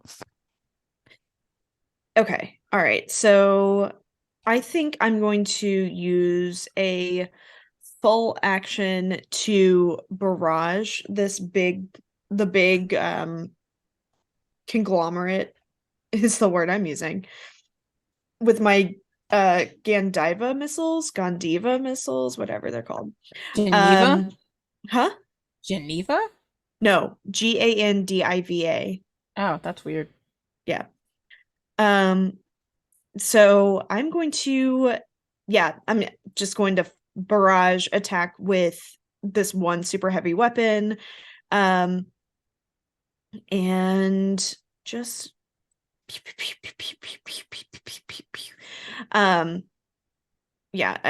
that's 2 attacks, right? A barrage is if it's a super heavy, it's just 1 attack, and it has to be a barrage because you can't fire a super heavy quickly. Oh wait, no, it's a heavy launcher. I'm sorry, I misread what I Okay, had. cool. Yeah, it's a heavy. Heavy So you can barrage with, that's 2 strikes. okay, sick. So I'm gonna do that. All right. So the first hit is that's an 18 on the die, and then we add our grit, right? That'll be at least a 20, so that's definitely a crit. Yeah. Ooh, definitely a crit. Oh, sick. Okay. Well, 20 or over is a quit. A quit. Oh shit. A quit? Okay. Quit. Copy that. A quit. So some good news here. I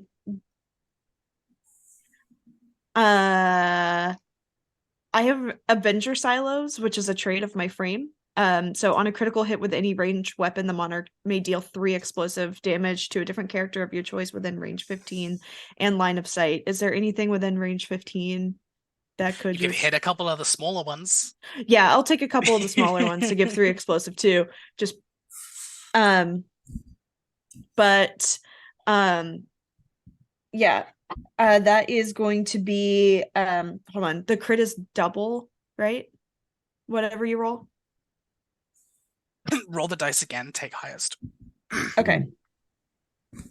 Okay, so that's going to be 7 damage on the first. And then the second doesn't hit at all.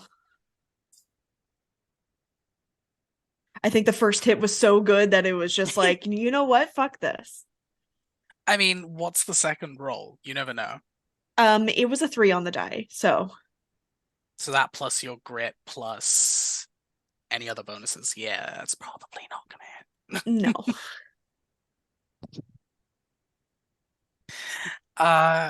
Cool. All right. Playwright, I know that you are currently making your way towards the meteor, but if there's Mhm. any tech-related support or anything that you wanted to do that doesn't require a sightline, go ahead and Oh, that doesn't take your require turn. a sightline. I don't think I have anything like that. I wish I did. If Okay. there's any bad guys in the way, I'm not gonna do anything to them. I can like hide in plain sight and not take an attack of opportunity when I move through people's space. So I'm just going as fast as I can through Okay. and around everything. That's interesting to know. All right, cool. That's Okay. cool. Yeah, no, that means that you like any of these smaller creatures that would even attempt to, they can't. Hmm. Nice. That's good to know. Cool. In that case, you hear the shrill shrieking once again begin. You see that same flash of light in the horizon. Ooh. Oh dear. Natural one. Hmm. As a beam sails past you, zombie, close enough to be concerning, but does not hit as you are once again blasted from over by the meteor. How many spaces away is that meteor? I said 50 for Ah. Apogee's ability. It's probably going to be a little less for you just because you're bigger, but like still high 40s. Like this is like other side of city. This is far. This thing is essentially just blasting you from miles away. Well, that's not fair now, is it? Okay. As this has happened, and as this combat breaks out, you hear a little bit of gunfire from elsewhere getting closer and closer. You spot for a moment a goblin mech running its way around the corner and towards you. You recognize this as one of the other mechs from the fire team that you had met before. You only see it for a few moments before a tendril lashes out, wrapping around the waist of the goblin itself. You watch it struggle and attempt to fire its weapon across the tendril itself, and another similar large entity steps forwards with its tendril wrapped around, heading around the corner, and within sight of all of you, picks up the goblin and wishbones it, immediately ripping the mech asunder, throwing the pieces down to the ground. You see the slight click and a small pulse of energy as the escape pod, their little ejection chair, triggers. Unfortunately facing downwards, but it attempts to reconnect itself and move before being latched by a tendril mid-flight and being pulled into the chest section of this creature. That's brutal. Just I a didn't moment. kill that one, as you can see. How That's far away is that brutal. guy? How many spaces away is that guy? Probably 10 from you at the moment, and throws the two pieces of the mech down onto the ground, looks towards this whole setup happening right now, and begins to dissipate. It reduces into this thin black, white, yellow liquid that very quickly, almost like a viper striking,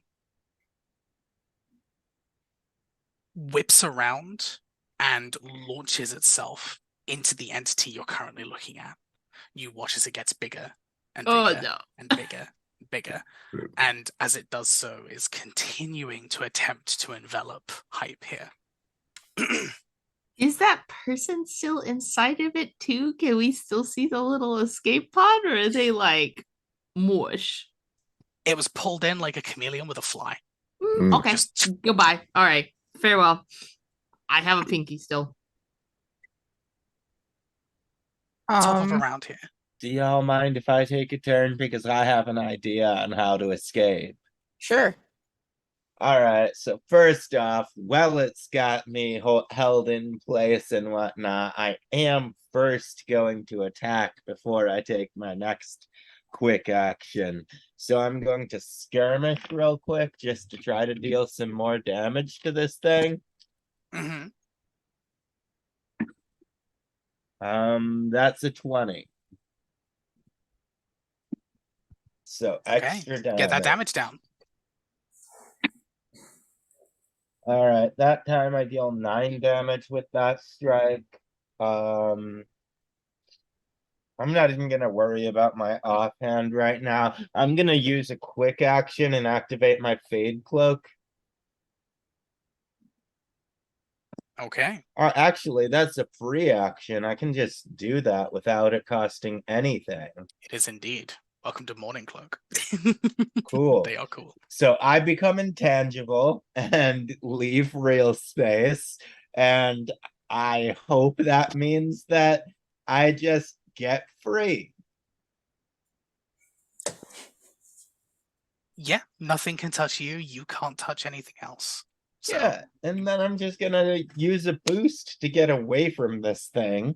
And just go like, I don't know, 10 spaces away and just hold there for now.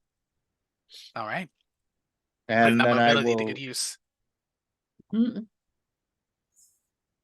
Yes. I will pop to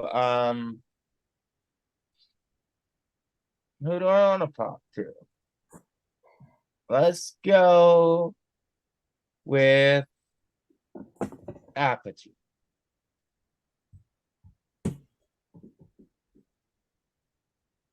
You're muted. Of course. I'm sorry. Okay.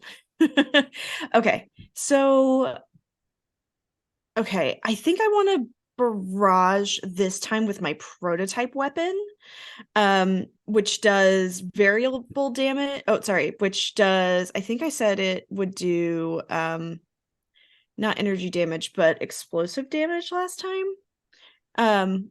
So I want to like barrage with this thing. Yeah.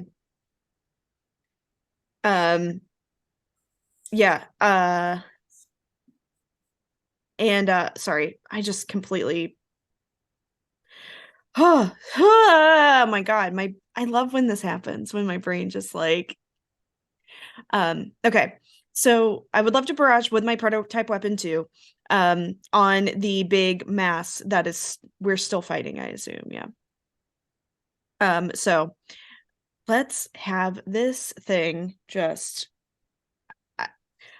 I'm not good at anything else except shooting things. So that will crit. That's a 19 on the die. Nice. Yeah. And that's hold on. You said roll twice and take the highest. Okay, that's 4 damage on that one. Will a 17 hit? Will indeed. Okay, sick.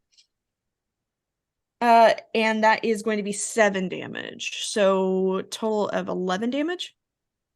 Fantastic. Yeah. Cool. It's hard to tell how much damage this thing is taking. It being not really a type of creature that any of y'all have seen before, but it's getting hit and parts are sloshing into the ground, so it seems like something's happening.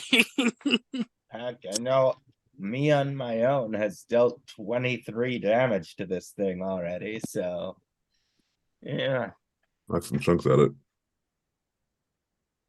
All right. Who are you going to popcorn to? You are muted again. Damn it. I'm gonna popcorn to zombie. Cool. Because I do want to move, Yeah. I'm gonna just shoot my apocalypse rail at this big glob that was already at whatever. I only charged it once, so it's not gonna be as bad. Just a little pew.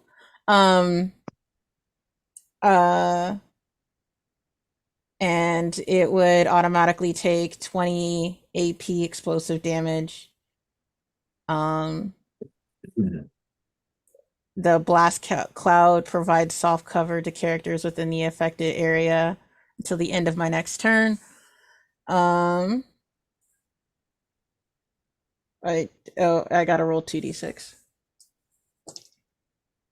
I got 2 6s, so that was fun. Did 12 things of damage. Beautiful stuff. Huh? Beautiful stuff. Yeah. So it did 20 plus 12, 32. How much sloshes off of that? A lot of. There's just like a whole punch through the center as it begins to fill up again, but like it was a significant hole carved through it. And then I'm gonna use my full movement of not very much to get closer to the meteor. What is my movement? Good lord. Oh, my speed is 3, so Still yeah. I make my 3 steps as I get closer right. to the meteor. Good stuff. Oh yeah, and I am going to popcorn it to Babel. Cool beans. I have now again better read my sheet. We're learning. How injured does this big blobberson? Does it seem to have shrunk at all from the giant hole that got punched into it? No, not at all.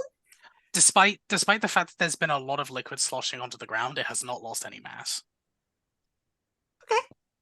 Cool. We will skirmish. I'm going to. I mean, I'm still some spaces away. How far would you say that I am from the giant blob at this point? You stepped a couple of steps away, right? So you said you were like 2-3 spaces away. It hasn't moved. Okay. I will use my Fold Knife with a skirmish, which as I use an auxiliary melee weapon, I can fly 3 spaces directly towards a target. Before the attack, it ignores engagement and doesn't provoke reaction. So I'm just gonna knife out, jump, plunge, and go for an attack. I do not get the opportunist synergy, unfortunately, but I do think I get hunter. Oh, whatever. Skirmish roll.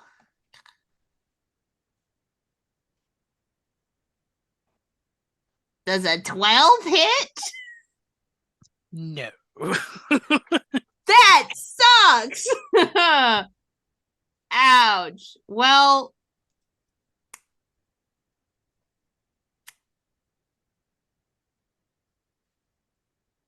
attack missed. Confirm.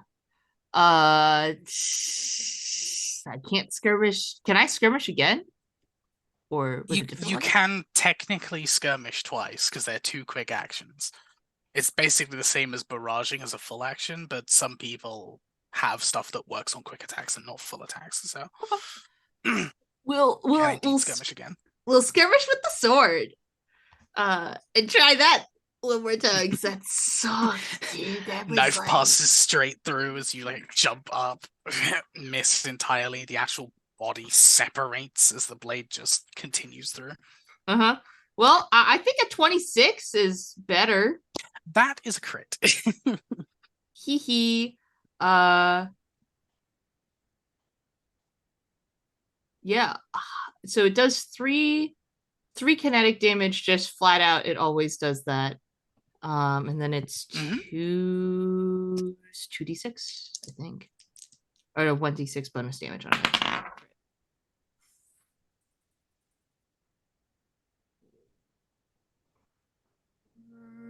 Skirmisher, ace, no. Okay, cool.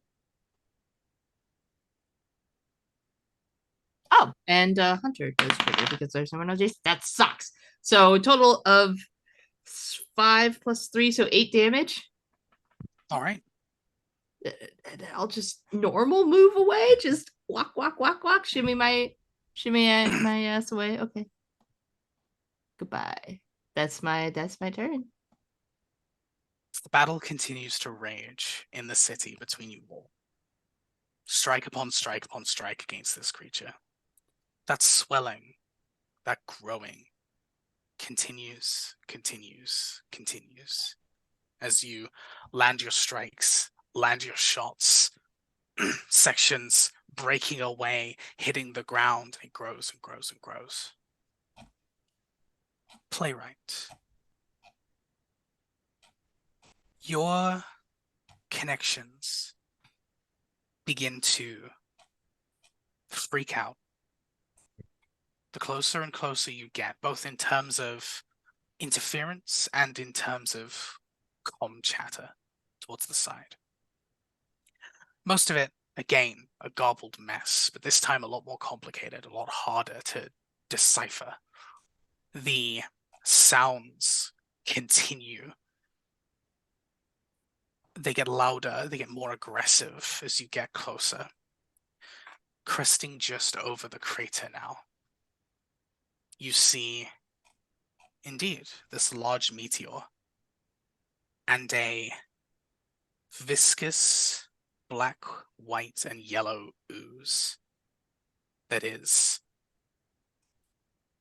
leaking almost into the bed of the planet itself, directly just feeding into the ground. It's about then that there is a huge flash of light, a wave of physical and sonic energy that almost knocks your mech to the side. Hearing this huge rip of energy, you instinctively turn yourself to face the direction to see exactly what's happening. And the camera pans on the final scene. This meteor behind, gushing this ooze into the earth. Playwright, standing on the top of this crater, overlooking a huge explosion in the center of the city. And as the light begins to amass and fade, the sound finally catches up, and this wave begins to kick up dust from the center itself, past Playwright, all the way through to us. That is where we end our session.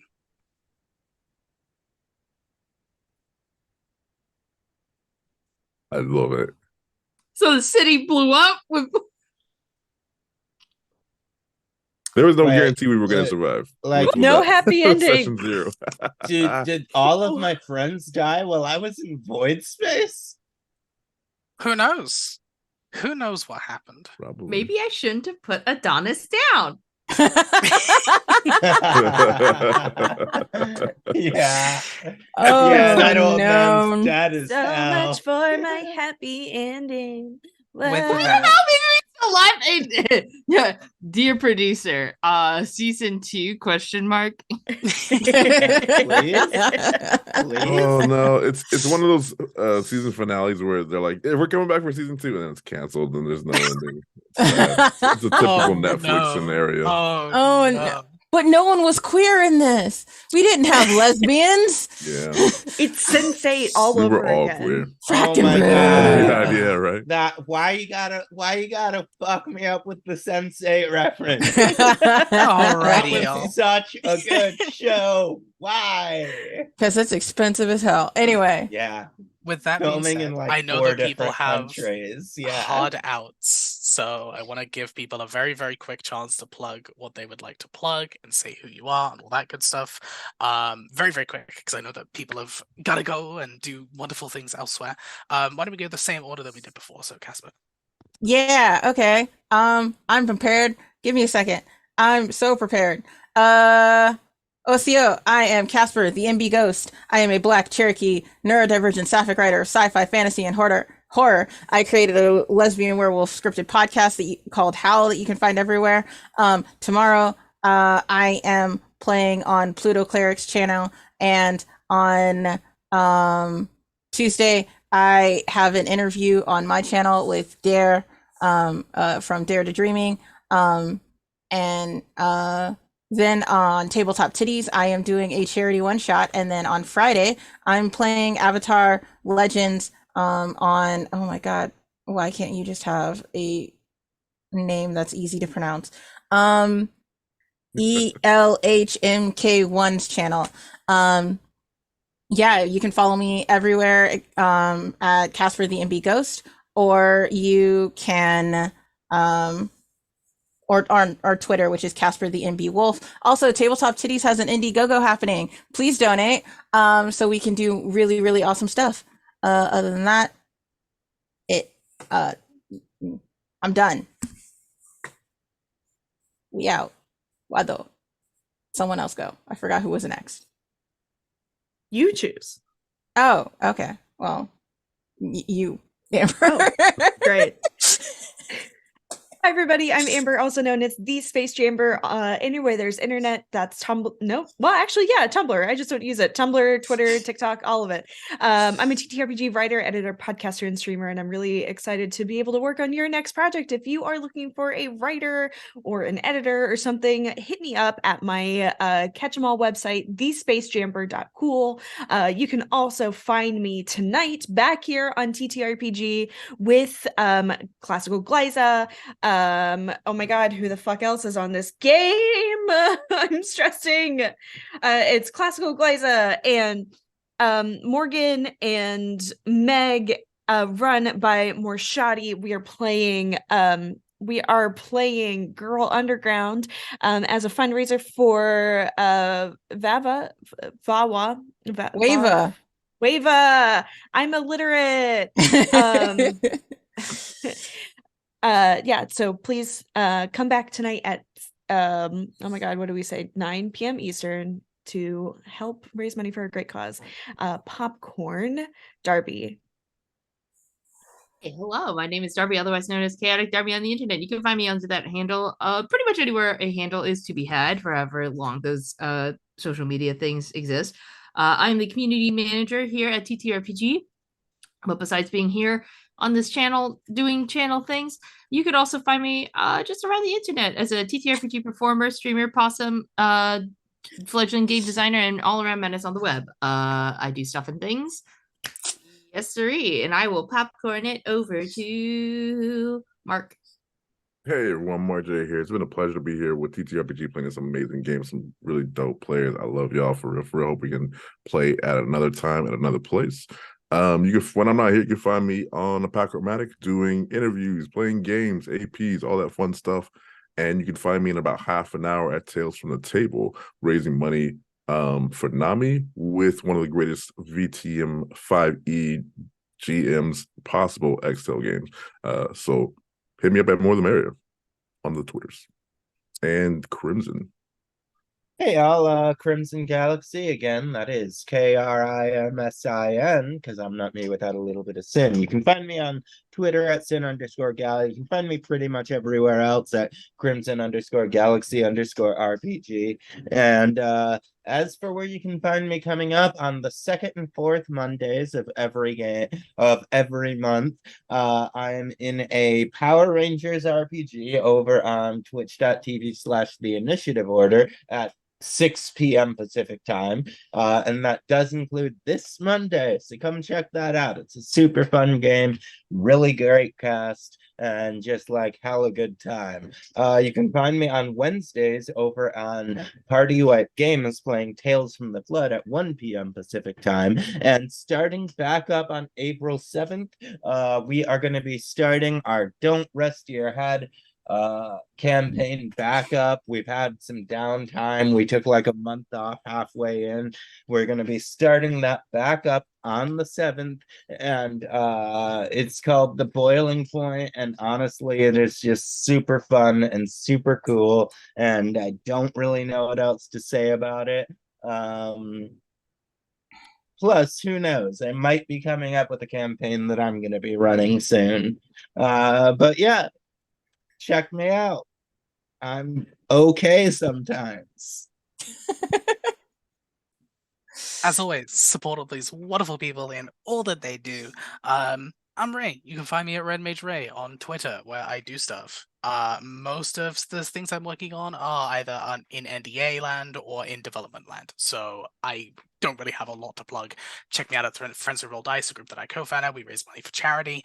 We're in a hiatus at the moment, so there's not a whole lot going on there, but I run our regular Monday game, The Mind and the Martyr. This is a speedrun version of this. All right, cool. So thank you so much to the wonderful players here. Thank you so much to y'all for watching. Thank you so much to TTRPG for hosting. It has been a wonderful time. I've enjoyed the hell out of it. I hope that we get to play again very soon and perhaps find out what on earth is going on with all of this and see whether our pilots survive and how they do so. Who knows? We'll see what happens. Also, sorry, I just want to throw out that I really enjoyed playing with everyone, and this was a great time. And yeah, It's good shit. That's all I wanted to say. It's very Sorry. Thank you, Nikki. Thank you, Nikki. Yes. Thank you, production. Nikki. Wonderful stuff. Love. Yes, people have session zeros and things to go to, so we are going to go ahead and wrap up here right now. Thank you so much. Hydrate, medicate, all that good stuff, and we will see you soon.